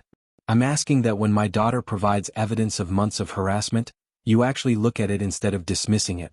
I'm asking that when she defends herself against physical assault, you investigate the assault instead of punishing the victim. I'm asking for the same benefit of the doubt, the same second chances, the same protection that you've always given to students like Brett Harrington." She turned to look directly at Harrington, and her voice was steel. "Your son has been involved in 3 previous incidents at this school. A fight where the other student was suspended but Brett wasn't. A cheating allegation that disappeared. A harassment complaint from a female student that resulted in her leaving while your son stayed. You've protected him every time, and each time he learned that he could hurt people without consequences. This incident in the cafeteria isn't an anomaly. It's the inevitable result of a system that taught your son he was untouchable." Harrington's face was red with fury and humiliation. "You have no right. I have every right. I'm a mother protecting my daughter, and I'm a judge upholding the law. And right now, I'm putting you and this board on notice. If you proceed with this expulsion, I will file a formal complaint with the State Board of Education. I will request a federal investigation into Lakewood's disciplinary practices under Title VI. I will subpoena every record, every email, every communication related to this case and the pattern of discrimination it represents. And I will make sure that every family considering Lakewood Prep knows exactly what kind of culture you're running here." The threat hung in the air. A federal investigation would be devastating. It would expose everything. It would cost the school donations, students, reputation. It might even cost some board members their positions. This is blackmail, Harrington sputtered. No, Mr. Harrington. This is accountability. Something you've avoided for too long. Dr. Hughes seized the moment. I move that we dismiss the expulsion recommendation against Maya Bennett and open a full investigation into the incident, including examining Brett Harrington's role and the pattern of harassment leading up to the confrontation. All in favor? Second, said Margaret Chin. All in favor? Dr. Hughes repeated. One by one hands went up. Margaret Chin. Thomas Webb. David Foster with obvious reluctance. George Patterson, the retired teacher. Dr. Hughes herself. 5 votes. A majority. Richard Harrington did not raise his hand. He sat there, his face purple, his empire crumbling, his son's lies exposed, his power suddenly not enough. Motion carries, Dr. Hughes said, and Maya felt her knees go weak. The expulsion recommendation is dismissed. Maya Bennett will be reinstated immediately with a full apology from the administration. The investigation will begin tomorrow. The gallery erupted again, but this time it was different. This time there were cheers mixed with the gasps. Zoe and her friends were crying with relief. Some parents were applauding. Others were walking out, furious that their carefully ordered world had been disrupted. And Maya, standing there in her varsity jacket with evidence of her achievements on her chest, finally let herself cry. Not from defeat. From relief. From exhaustion. From the weight of finally being believed. Amara crossed the room and pulled her daughter into her arms, and for a moment, they just held each other in the center of that boardroom while chaos continued around them. I told you I'd fix it, Amara whispered. You did more than fix it, Mom. You broke their whole system. And she had. Because what happened in that boardroom wasn't just about Maya Bennett. It was about every student who'd been silenced, every victim who'd been blamed, every person who'd been told their truth didn't matter as much as someone else's power. The system hadn't protected Maya. But her mother had. And in doing so, Amara Bennett had shown exactly what happened when you brought truth to a room full of lies, evidence to a rigged game, and a mother's fury to a system designed to fail her daughter. Richard Harrington tried one last time. As people were filing out, as the board meeting officially ended, he approached Amara with his lawyer beside him. This isn't over, Judge Bennett. You may have won today, but my family has been part of Lakewood for generations. We have resources. We have connections. You'll what? Amara interrupted. Retaliate against a sitting judge? Intimidate a 16-year-old girl? Continue protecting your son while he hurts people? Please, Mr. Harrington. Please try. Because I would love nothing more than to make an example of you in a court of law. Harrington opened his mouth, closed it, opened it again. His lawyer put a hand on his arm, whispered something urgent. Probably something like, stop talking before you incriminate yourself further. They walked away, defeated, and Amara turned back to her daughter. Come on, baby. Let's go home. But as they walked out of that boardroom, past the portraits of old white men who'd run Lakewood for a century, past the mahogany tables and leather chairs designed to intimidate, Maya realized something. This wasn't over. The board had voted to investigate, not to punish Brett. They'd dismissed her expulsion, but they hadn't apologized for trying. They'd been forced to do the right thing, but that didn't mean they wanted to. The system was broken. Amara had beaten it today, but for how long? And what about all the other students who didn't have a judge for a mother? Who didn't have someone willing to stay up all night gathering evidence, willing to use their professional status as a weapon, willing to threaten federal investigations? The fight wasn't over. It was just beginning. Richard Harrington was many things, wealthy, powerful, connected, but he wasn't stupid. He could see the board members reading those text messages, see their faces changing from certainty to doubt to something that looked dangerously like moral outrage. He could see the video evidence playing on a loop in their minds, comparing what they'd just witnessed to what they'd been told. He could see his carefully constructed narrative collapsing. So he did what powerful men always do when the truth threatens them. He tried to change the rules. Judge Bennett, he said, standing up, trying to reclaim his authority as chairman, I appreciate your concerns as a mother, but you need to understand something. This is a school matter, not a legal case. School boards have autonomy in disciplinary decisions.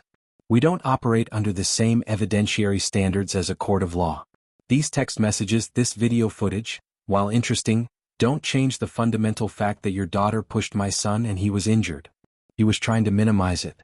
Trying to make Amara's mountain of evidence seem like a minor technicality that the board could ignore in favor of their original plan. Amara smiled. Not a friendly smile. The smile she gave in court when a witness had just walked into a trap they didn't see coming. You're absolutely right, Mr. Harrington. This was a school matter. Right up until the moment you threatened to press criminal charges against my daughter.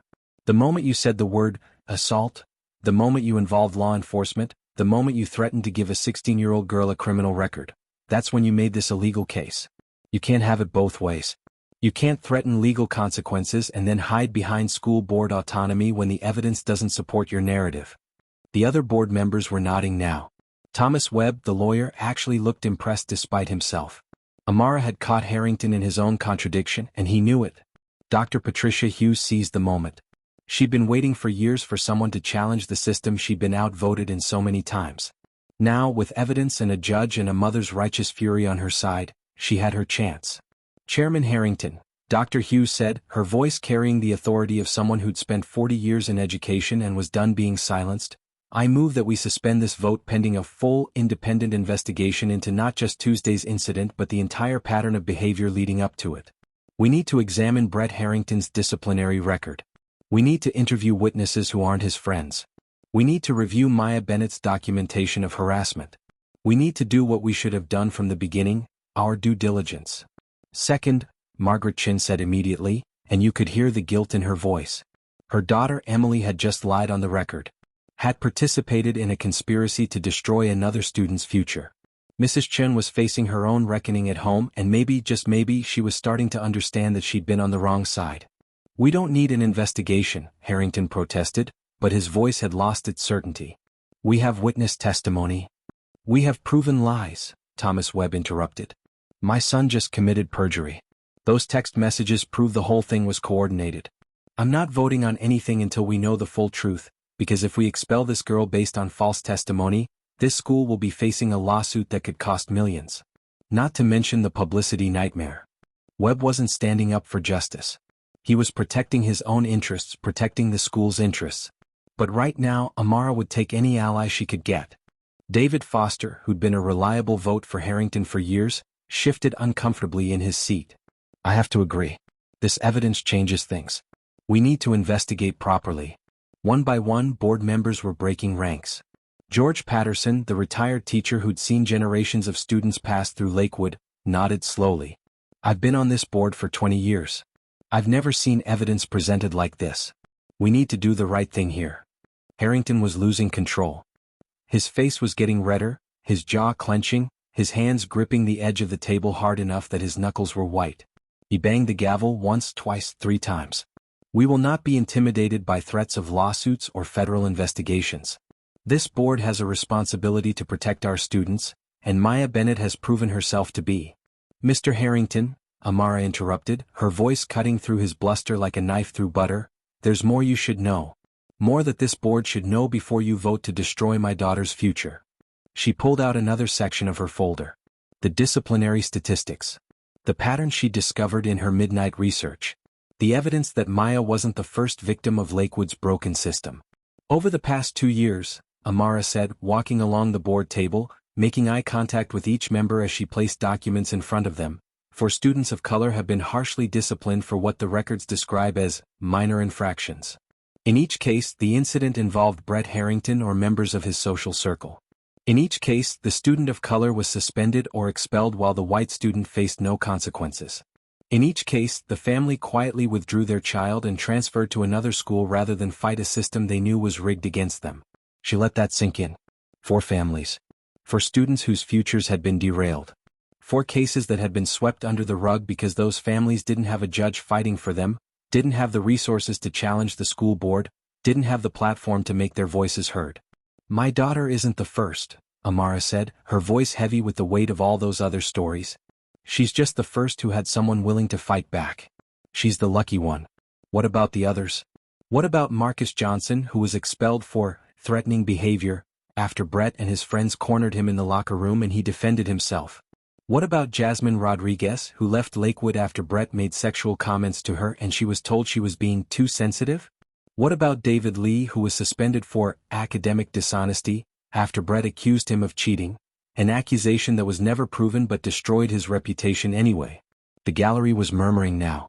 Some parents were remembering. Those names rang bells. Those stories had circulated in whispers, in private conversations, in the spaces where people said what they really thought when they weren't worried about offending the powerful. You want to know what pattern I see? Amara continued, and now her voice had the righteous fury of a judge who'd watched justice fail too many times. I see a school that protects white students who commit actual harm while punishing students of color who defend themselves. I see a system where the son of the board chairman can harass, assault, and lie without consequences, while my daughter faces expulsion for pushing him away. I see a culture that values reputation and donations over integrity and fairness. And I see a board that has enabled this pattern for years because it was easier than confronting the truth. The room was silent now. Dead silent. The kind of silence that happens when people hear something they've always known but never wanted to acknowledge out loud. Harrington tried to respond, tried to dismiss it as exaggeration or bias or a grieving mother seeing patterns that weren't there. But before he could speak, something happened that no one expected. Tyler Morrison stood up. Tyler, who'd been one of the 5 witnesses. Tyler, whose testimony had described Maya as aggressive and violent. Tyler, who'd been part of the coordinated lies that almost destroyed her future. He stood up and his face was pale and his hands were shaking, and when he spoke, his voice cracked with guilt. I'm sorry. This is wrong. All of this is wrong. Brett's head snapped toward him. Tyler, sit down. But Tyler didn't sit down. He was 16 years old and he'd made a terrible mistake, and maybe it was seeing Judge Bennett dismantle their lies, or maybe it was seeing Maya standing there in her varsity jacket with tears streaming down her face, or maybe it was just that his conscience finally kicked in. Whatever the reason, Tyler Morrison decided to tell the truth. Brett planned the whole thing, Tyler said, his voice getting stronger even as tears started forming in his eyes. The cafeteria incident wasn't spontaneous. He planned it. He told us he was going to provoke Maya, get her to react, and then we'd all say she attacked him unprovoked. He wanted her expelled. The gallery erupted. Parents gasping. Board members leaning forward. Amara standing perfectly still, letting Tyler's confession speak for itself. Why? Dr. Hughes asked. Why would Brett want Maya expelled? Tyler swallowed hard, looked at Brett, saw the fury in his former friend's face and kept going anyway. Because she rejected him. Back in September, Brett asked Maya out. She said no.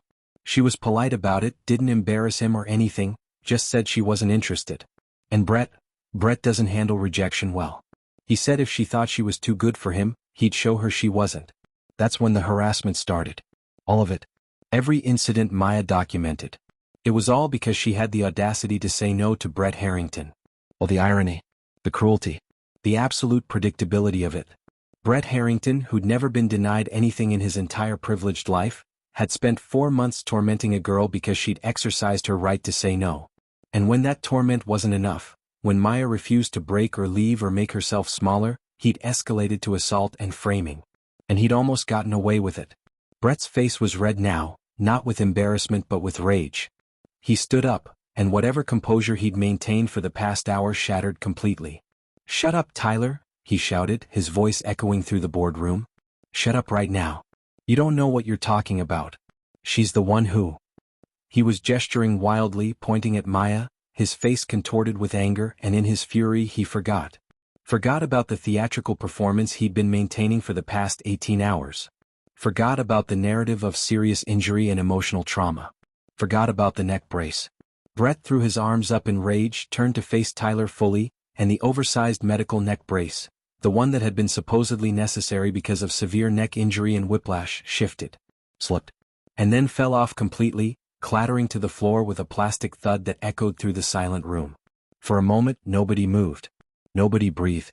Everyone just stared at the neck brace lying on the floor and at Brett Harrington, who was standing there red-faced and furious, moving his neck with perfect mobility, no injury, no pain, no limitation whatsoever. He'd been faking it. The entire time. The dramatic wincing. The claims of not being able to sleep.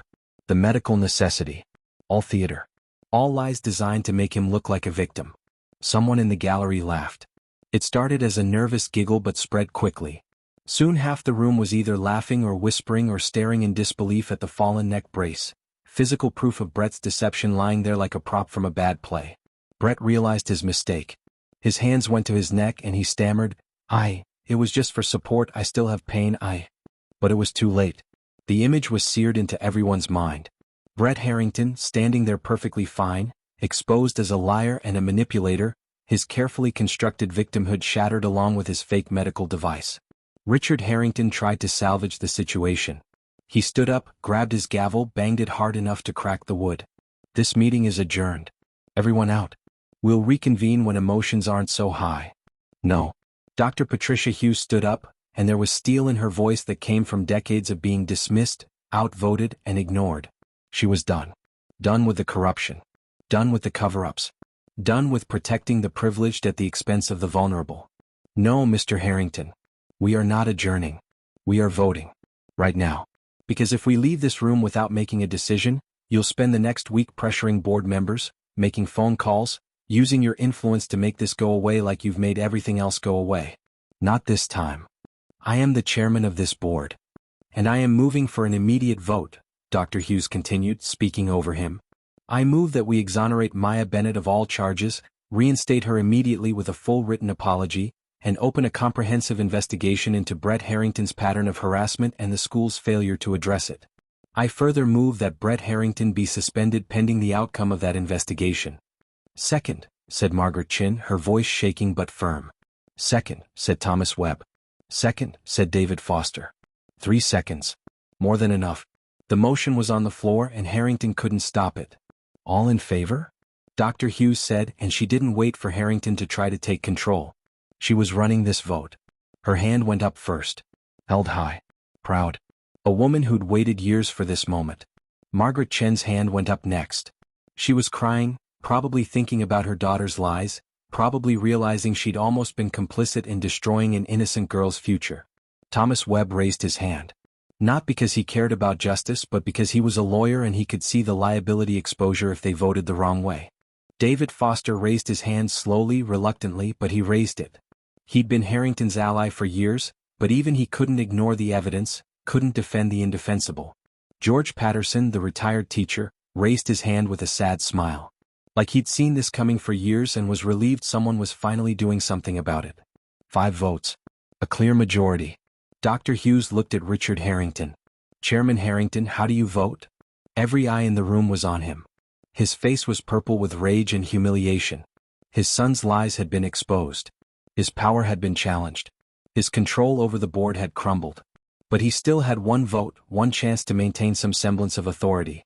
No, he said, his voice hard and bitter. I vote no. 6-1. The motion carried. Maya Bennett was exonerated. Brett Harrington was suspended.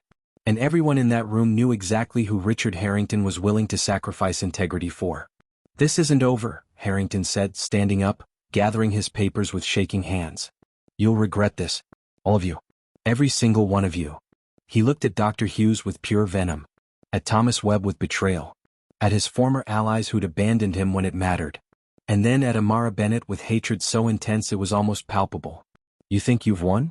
You think exposing my son makes you some kind of hero? You have no idea what you've started. My family has been part of this community for generations. We have resources. We have connections. We have. You have a son who's a bully and a liar, Amara said calmly. And you enabled him every step of the way. That's your legacy now, Mr. Harrington. That's what people will remember. Harrington grabbed his briefcase, stormed toward the door. Brett followed, his face burning with humiliation, the neck brace abandoned on the floor like the lie it always was. Father and son left together, their power broken, their reputation destroyed, their reign over Lakewood Preparatory Academy finally ended. The door slammed behind them with a finality that felt like justice. For a moment, the boardroom was silent.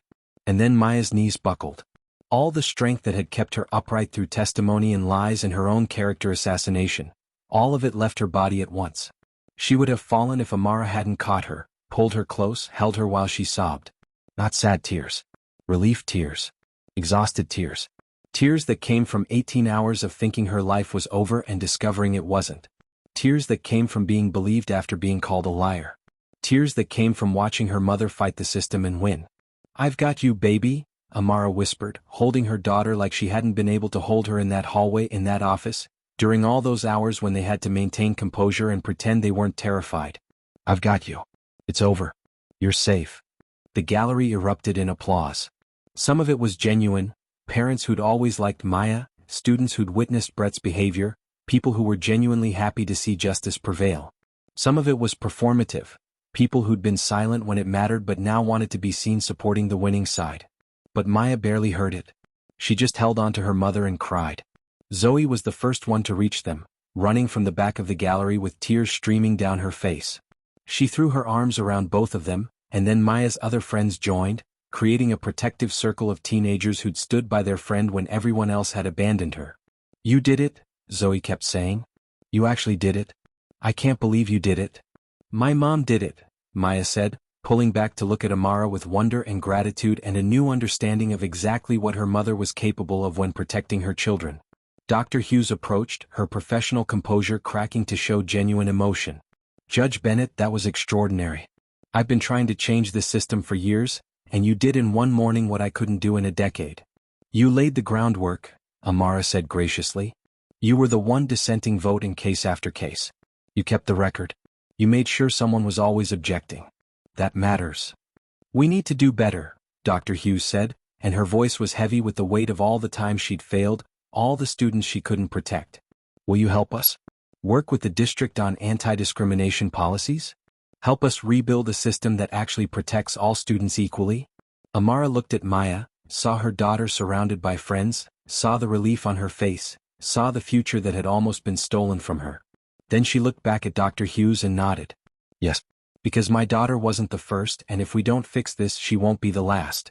But I'm not doing it quietly. I'm not doing it behind closed doors where you can ignore the recommendations. This is going to be public, transparent, with accountability mechanisms that actually have teeth. Are you ready for that?"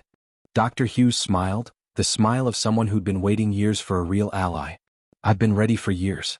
Let's burn it down and build something better." They shook hands, a pact formed in a boardroom that had witnessed too many injustices, a promise to do better going forward. Outside the boardroom, the story had already leaked. Local news cameras were set up in the school parking lot, reporters with microphones waiting for comments. Someone had live-streamed part of the meeting. Social media was exploding with hashtags. #Justice for Maya, #Lakewood Scandal, #Believe Students. By the time Maya and Amara walked out of the building, the narrative had already shifted. Maya was no longer the violent offender. She was the survivor. The victim who'd fought back. The student who'd exposed a broken system. Parents approached them in the parking lot. Some wanted to thank Amara, tell her she'd done the right thing, praise her courage. Others wanted to apologize for not speaking up sooner, for believing the lies, for contributing to a culture that had almost destroyed an innocent girl. "I'm sorry," Mrs. Chin said, approaching with Emily, who looked absolutely miserable. "My daughter told me what really happened. What Brett asked her to do. I should have questioned it. I should have." Her voice broke. "I'm so sorry." Maya looked at Emily, her classmate, someone she'd studied with and laughed with and trusted. Emily couldn't meet her eyes. "Why did you do it?" Maya asked quietly. "We were friends. Brett said if we didn't back him up, he'd make sure we were next," Emily whispered. "He said his dad controlled everything and if we didn't lie, we'd be the ones getting expelled. I was scared. But that's not an excuse. What I did was wrong and I'm so sorry." Maya wanted to forgive her. Wanted to be the bigger person, to show grace, to let it go. But the trust was broken. The friendship was over. "You didn't come back from betrayal like that." "I appreciate the apology," Maya said carefully. "But I can't forget what you did. You were willing to destroy my future to protect yours. That's something I'll always remember." Emily nodded, tears streaming down her face, and walked away with her mother. One more casualty of Brett Harrington's reign of terror. One more relationship destroyed by a system that pitted students against each other instead of protecting them all. Other parents weren't apologizing. They were silent, avoiding eye contact, hurrying to their cars because they didn't want to be associated with the losing side. They'd been ready to celebrate Maya's expulsion. Now they were embarrassed to have been exposed as complicit in injustice. Their silence said everything. A teacher approached, someone Maya recognized from the English department. Ms. Washington, who'd taught her freshman year, who'd always been kind. "Maya," she said, her voice thick with regret. "I saw some of what Brett did to you. I should have said something. I should have intervened. I told myself it wasn't my place, that the administration would handle it, that getting involved would make things worse. But I was wrong. I was a coward. And I'm sorry." Maya looked at this teacher, this adult who'd witnessed her harassment and done nothing, and felt the full weight of how many people had failed her. How many adults had seen something wrong and looked away? How many opportunities there had been to stop Brett before it escalated to violence. "Thank you for apologizing," Maya said, and she meant it even though the apology couldn't undo the harm. "But next time, because there will be a next time with some other student, please speak up. Please be brave. Because students need adults to protect them, not to look the other way." Ms. Washington nodded, absorbing the gentle rebuke, and walked away with her shoulders heavy with the lesson she'd learned too late. The parking lot was clearing out. The news cameras were getting their B-roll footage. The story was already being written, already being shaped into the narrative that would define this moment. Judge's daughter exonerated after school board exposed for discrimination. Maya stood beside her mother's car, still wearing her varsity jacket, and looked back at Lakewood Preparatory Academy. The school she'd worked so hard to get into. The school she'd thought represented opportunity and excellence and her ticket to a better future. The school that had almost destroyed her for the crime of defending herself. It looked different now. Smaller somehow. Less intimidating. Because she'd seen behind the curtain. She'd seen how power worked, how systems protected the privileged, how justice required fighting for it rather than assuming it would be freely given. She'd learned more in the past 2 days than she had in 4 years of honors classes. And then Maya turned to really look at her mother. Not just as mom, not just as the judge who was always working, always busy, always fighting for other people's justice. But as the woman who'd stayed up all night building a case. Who'd used every tool at her disposal, legal authority, evidence, moral force, to protect her daughter. Who'd walked into a rigged system and refused to accept the predetermined outcome. Before we find out what happens next, what the investigation reveals, and how Maya rebuilds her life after this trauma, I want you to think about something. How many times have you been in a situation where standing up felt impossible? Where the system was rigged? Where telling the truth seemed pointless because no one would believe you? Maya almost gave up. She almost accepted that her truth didn't matter. But her mother refused to let the lie win. If you've ever needed someone to fight for you, or if you've ever had to be that person fighting for someone else, hit that subscribe button right now. Because the final part of Maya's story shows what happens after the battle is won. The healing, the rebuilding, and the choice between bitterness and purpose. And I want to ask you, if you were Maya, could you forgive the people who almost destroyed your life? Could you trust the system again after it failed you so completely? Drop your thoughts in the comments, because the answer to that question determines whether this story has a happy ending or just a temporary victory. Let's continue to see how Maya moves forward from here. Amara unlocked the car, but before they got in, Maya stopped her. "Mom," she said, and her voice was full of emotion that she didn't quite have words for. "You didn't just fight for me today. You fought for all of us. All the students who came before me. All the ones who'll come after. You didn't just win a board meeting. You changed everything." Amara pulled her daughter close again, and for the first time since this nightmare began, she let herself cry too. Not in front of the board. Not in front of the cameras. But here in the parking lot, holding the daughter she'd almost lost to a system she trusted. "I'm sorry I wasn't there sooner," Amara whispered. "I'm sorry I was so focused on my career that I missed what you were going through. I'm sorry you had to face months of harassment alone because I was too busy seeking justice for strangers to notice my own daughter needed me." "You were there when it mattered most," Maya said. "When I needed you, really needed you, you fought like hell. That's what I'll remember." They stood there together, mother and daughter, in the shadow of an institution that had tried to break them and failed. The battle wasn't over. There would be investigations, policy changes, difficult conversations about race and power and privilege that Lakewood Prep had avoided for too long. But today they'd won. Today truth had prevailed over lies. Today, a mother's love had been stronger than a system's corruption. And that was enough. For now, that was enough. 3 weeks. That's how long it took for Lakewood Preparatory Academy to transform from the institution that tried to destroy Maya Bennett into one desperately trying to prove it had learned its lesson. 3 weeks since the board meeting that exposed years of corruption. 3 weeks since Richard Harrington resigned in disgrace, his name stripped from the athletics complex he'd donated millions to build. 3 weeks since Brett Harrington quietly transferred to a private school 3 states away, far from the scandal that would follow him forever. 3 weeks since Maya's life imploded and then miraculously rebuilt itself. The morning Maya returned to Lakewood, she stood outside the main entrance for a full 5 minutes, just breathing. The building looked the same red brick covered in ivy, same marble fountain in the courtyard, same air of institutional prestige. But everything was different. A banner hung over the entrance: "Lakewood stands against bullying and discrimination."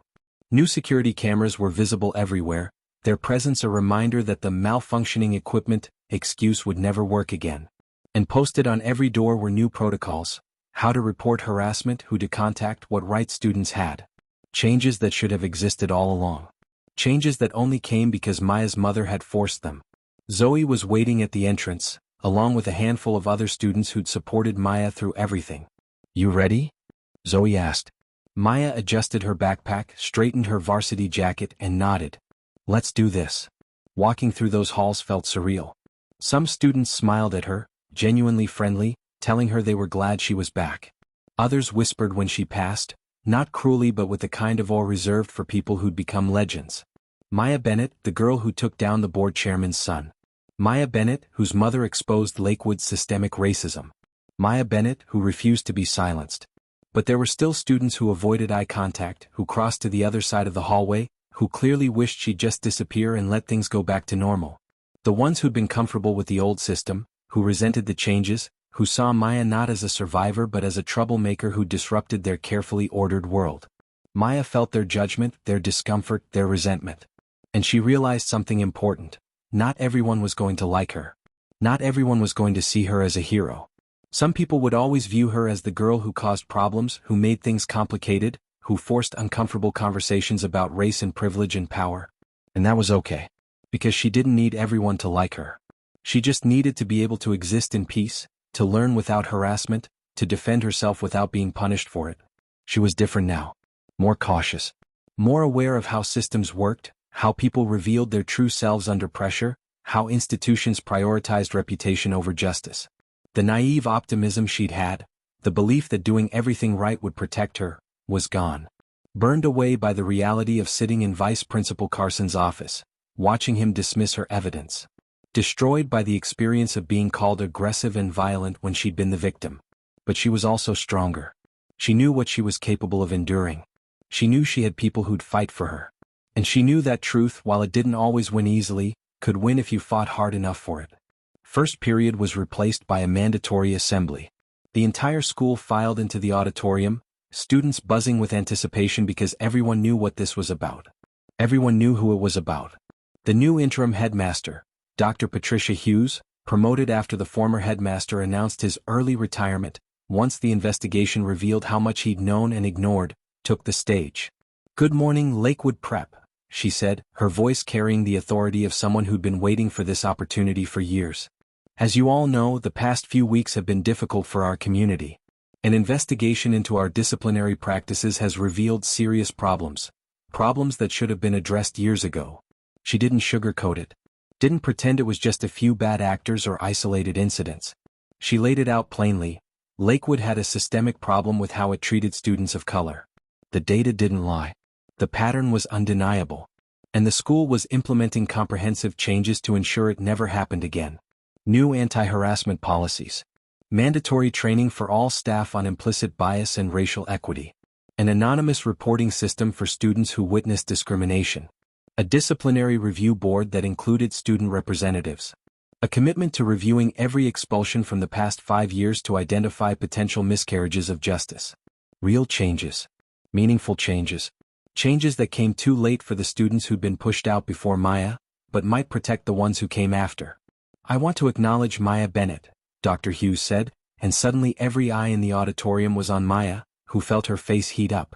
Maya showed extraordinary courage in standing up against injustice, even when the system failed her. She documented her harassment, she sought help from adults who should have protected her, and when she was punished for defending herself, she and her family fought back.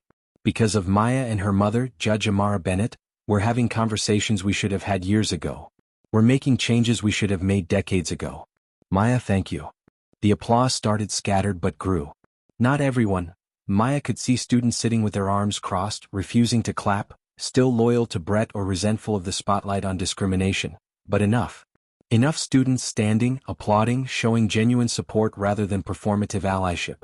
Maya nodded in acknowledgement but didn't stand, didn't wave, didn't make a big deal of it. She'd never wanted to be the face of Lakewood's reckoning. She just wanted to go to school in peace. After the assembly, Maya learned that Vice Principal Carson had been demoted to a teaching position, stripped of all administrative authority. The school counselor, Ms. Rodriguez, had resigned rather than face disciplinary action for failing to report Maya's harassment claims. And the investigation had uncovered years of complaints that had been filed and then buried, emails from parents, reports from teachers, concerns from students, all systematically ignored because addressing them would have required acknowledging that Lakewood had a problem. The institution was being forced to confront its failures. Whether those changes would last, whether Lakewood would truly become more equitable, remained to be seen. But at least now there was accountability. At least now there was a record that couldn't be erased. Maya walked to her locker, opened it, and found it filled with notes. Some supportive, "So proud of you. You're my hero. Thank you for speaking up." Others hostile, "You ruined Brett's life. Everything was fine until you made it about race. Congratulations on destroying our school's reputation." She read them all, then threw them away. Other people's opinions, both the praise and the condemnation, couldn't define her. She got to decide who she was and what this experience meant. During lunch, Maya sat with Zoe and her friends, and for the first time in weeks, conversation felt almost normal. They talked about college applications, about track season, about the upcoming spring formal. But even in the normalcy, there was an underlying awareness. Things would never be exactly the same. Maya had seen too much, learned too much, changed too much. Track practice that afternoon brought another apology. Coach Williams, a white man in his 50s who'd been at Lakewood for 2 decades, approached Maya after warm-ups. "Maya, I need to say something," he began, and he looked genuinely uncomfortable. "I knew Brett was giving you trouble. I saw some of it. And I didn't do anything because I told myself it wasn't my place, that you were strong enough to handle it, that getting involved would make things worse. But the truth is I was scared. Brett's father donated the money for our new track facility. He had influence over my job. And I chose protecting myself over protecting you. That was wrong. I'm sorry." Maya looked at her coach, this man who'd trained her for 3 years, who'd helped her break school records, who'd written one of her college recommendation letters. And she appreciated the apology. She did. But she also knew she'd never fully trust him again. "Thank you for apologizing, Coach," she said. "But I need you to know that when it mattered, you chose yourself.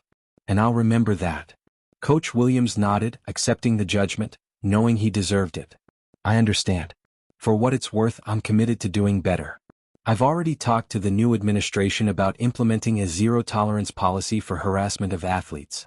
It won't undo what happened to you, but maybe it'll protect the next kid." "Maybe," Maya said. "I hope so." She ran her laps that day with a complicated mix of emotions. Anger at the adults who'd failed her. Appreciation for the ones trying to make amends. Sadness for the innocence she'd lost. The belief that doing everything right would keep you safe. But also strength. Power. The knowledge that she'd survived something that should have destroyed her. On her way out of practice, Maya checked her phone and saw an email notification that made her stop walking. The subject line read, "Congratulations from Stanford University." Her hands shook as she opened it. She'd been so focused on survival, on the board meeting, on just getting through each day, that she'd almost forgotten she was waiting to hear about scholarships. Financial aid. The money that would make Stanford possible.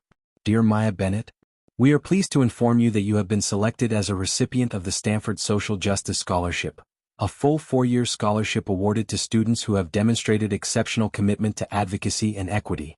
Maya read the email 3 times before it sank in. Full scholarship. 4 years.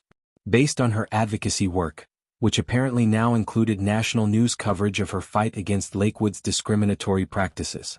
She'd gotten into Stanford on her academics and achievements. But they were paying for her to go because she'd stood up for justice. Because she'd refused to accept injustice quietly. Because her story had inspired their scholarship committee. She sat down on the locker room bench and cried. Happy tears this time. Relieved tears. Tears that came from realizing her future was secure, her dreams were possible, and the nightmare that had tried to destroy her had somehow, impossibly, made her stronger. Zoe found her there, read the email over her shoulder, and screamed with joy loud enough that half the team came running. "You did it." Zoe kept saying, hugging her, crying with her. "You're going to Stanford. Full ride." "Oh my God, Maya, you did it." "We did it," Maya corrected. "You recorded the video. You risked detention to sit with me. You never gave up on me. We did this together." That evening, Maya came home to find something miraculous. Her mother's car in the driveway at 6 p.m. Amara was home. Early. For dinner. It felt like a different world. Inside, Marcus was setting the table. Actual plates, actual napkins, not the paper ones they used when everyone ate at different times. Amara was in the kitchen, cooking something that smelled incredible, still in her work clothes but with an apron over her suit. "You're home," Maya said, and she couldn't keep the surprise out of her voice. "I'm home," Amara confirmed. "I left court early. Told my clerk to reschedule my afternoon meetings. Because I realized something these past few weeks. Being a good judge doesn't mean anything if I'm not a good mother. And being a good mother means being present, not just powerful." They sat down together, the three of them, for the first real family dinner they'd had in months.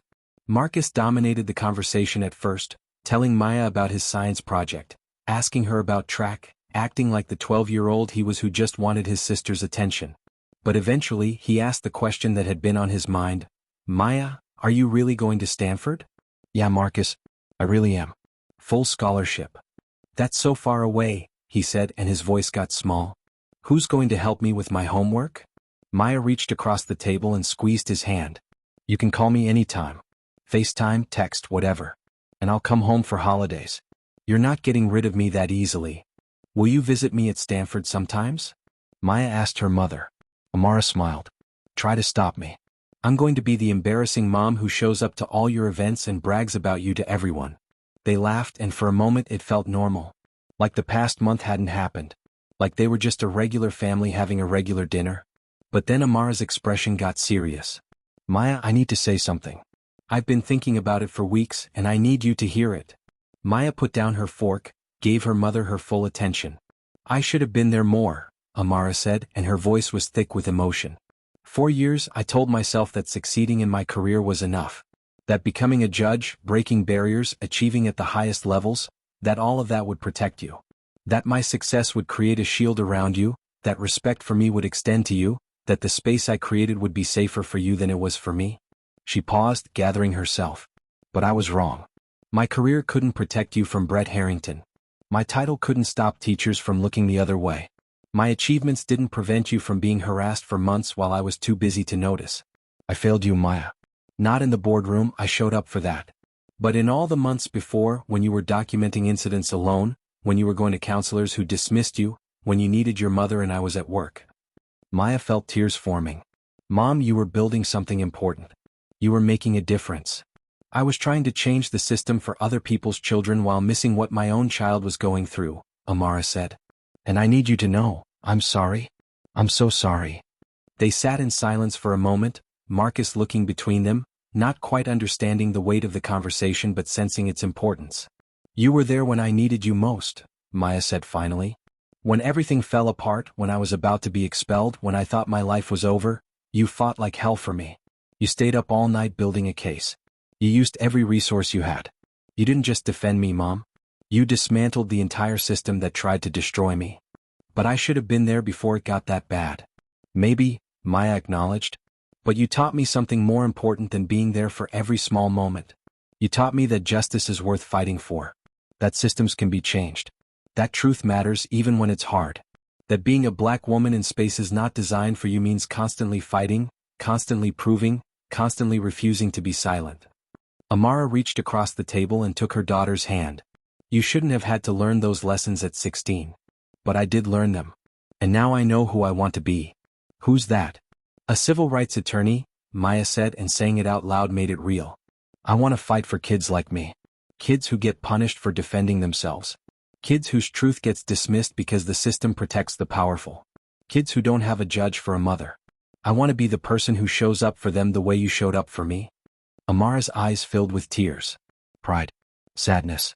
The complicated emotions of a mother watching her daughter's purpose crystallize from pain. "You're going to be extraordinary," Amara whispered. "You already are." "I learned from the best," Maya said. They finished dinner together, talking about college, about Amara's own journey becoming a judge, about the battles she'd faced and the scars she'd carried. Amara told stories Maya had never heard before, about being the only black woman in her law school class, about facing judges who dismissed her arguments because of how she looked, about learning to code switch and navigate white spaces while maintaining her identity. "Your career was your activism," Maya realized. "Every case you took, every ruling you made, every barrier you broke, you were fighting the same fight I'm fighting now." Amara agreed. "But I let myself believe that if I fought hard enough in the courtroom, I wouldn't have to fight in my personal life. That my success would exempt my family from the struggles I'd faced. That was naive. The truth is, every generation has to fight these battles. But at least now you're going into it with your eyes open. Marcus, who'd been quietly listening, spoke up. Are you guys going to have to fight forever? It was an innocent question from a 12-year-old who wanted to believe the world was getting better, that progress was linear, that eventually, people would just be treated fairly without having to demand it. Maya and Amara looked at each other, sharing a moment of understanding. We're going to fight for as long as it takes, Maya said gently. But Marcus, you're going to fight too. We all are. That's what it means to be part of a family, part of a community. We look out for each other. We speak up when we see injustice. We don't stay silent just because it's easier. I can do that, Marcus said seriously. I can fight. They made a promise that night. More family dinners. More communication. More presence. Amara committed to being home at least 3 nights a week, to putting her family first more often, to remembering that her most important work wasn't always in the courtroom.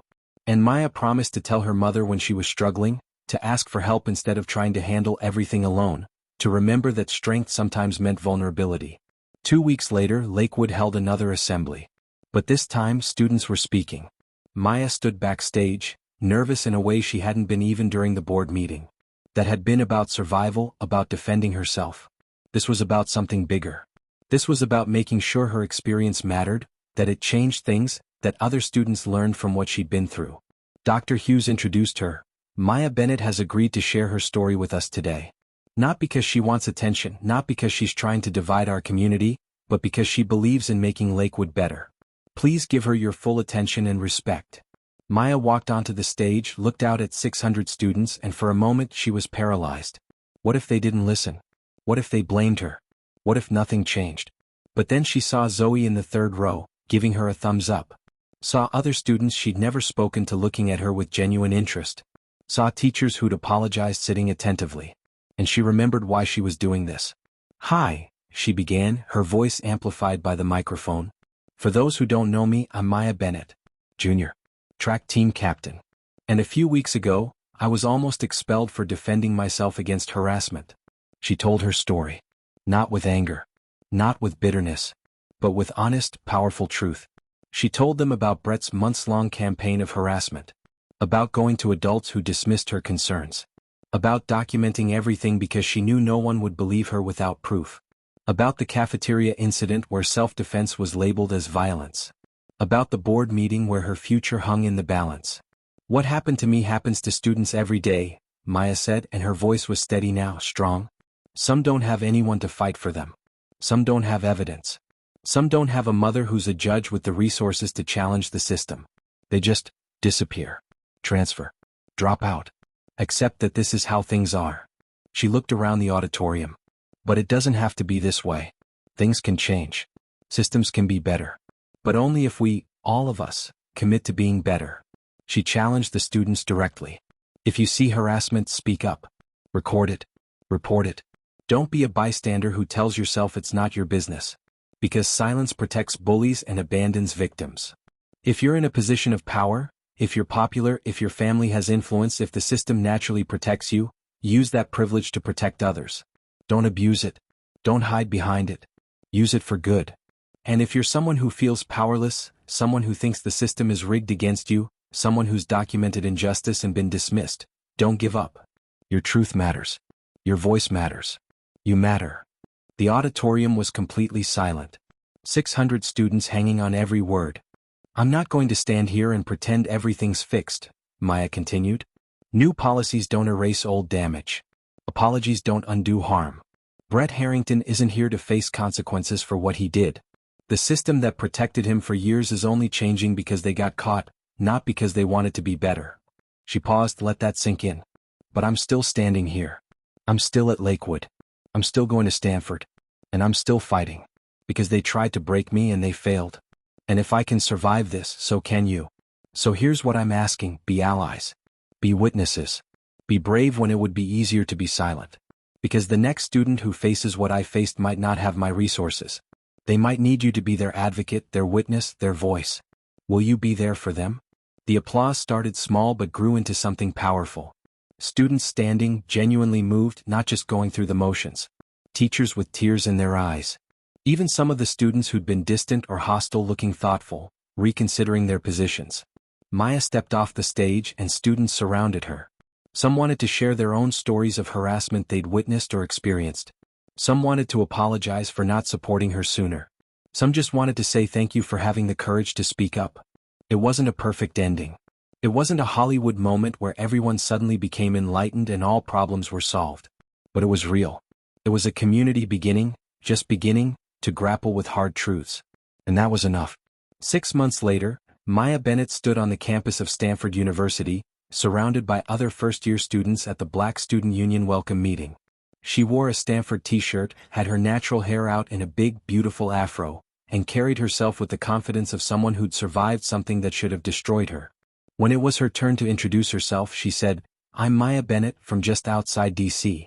I'm planning to major in political science with a focus on civil rights law. And I'm here because when the system tried to silence me, I refused to be quiet." After the meeting, she joined the Student Legal Advocacy Group, an organization that provided support to students facing disciplinary action across the university. She became a mentor, helping younger students navigate systems that were often biased, teaching them to document everything, showing them that their truth mattered even when institutions tried to dismiss it.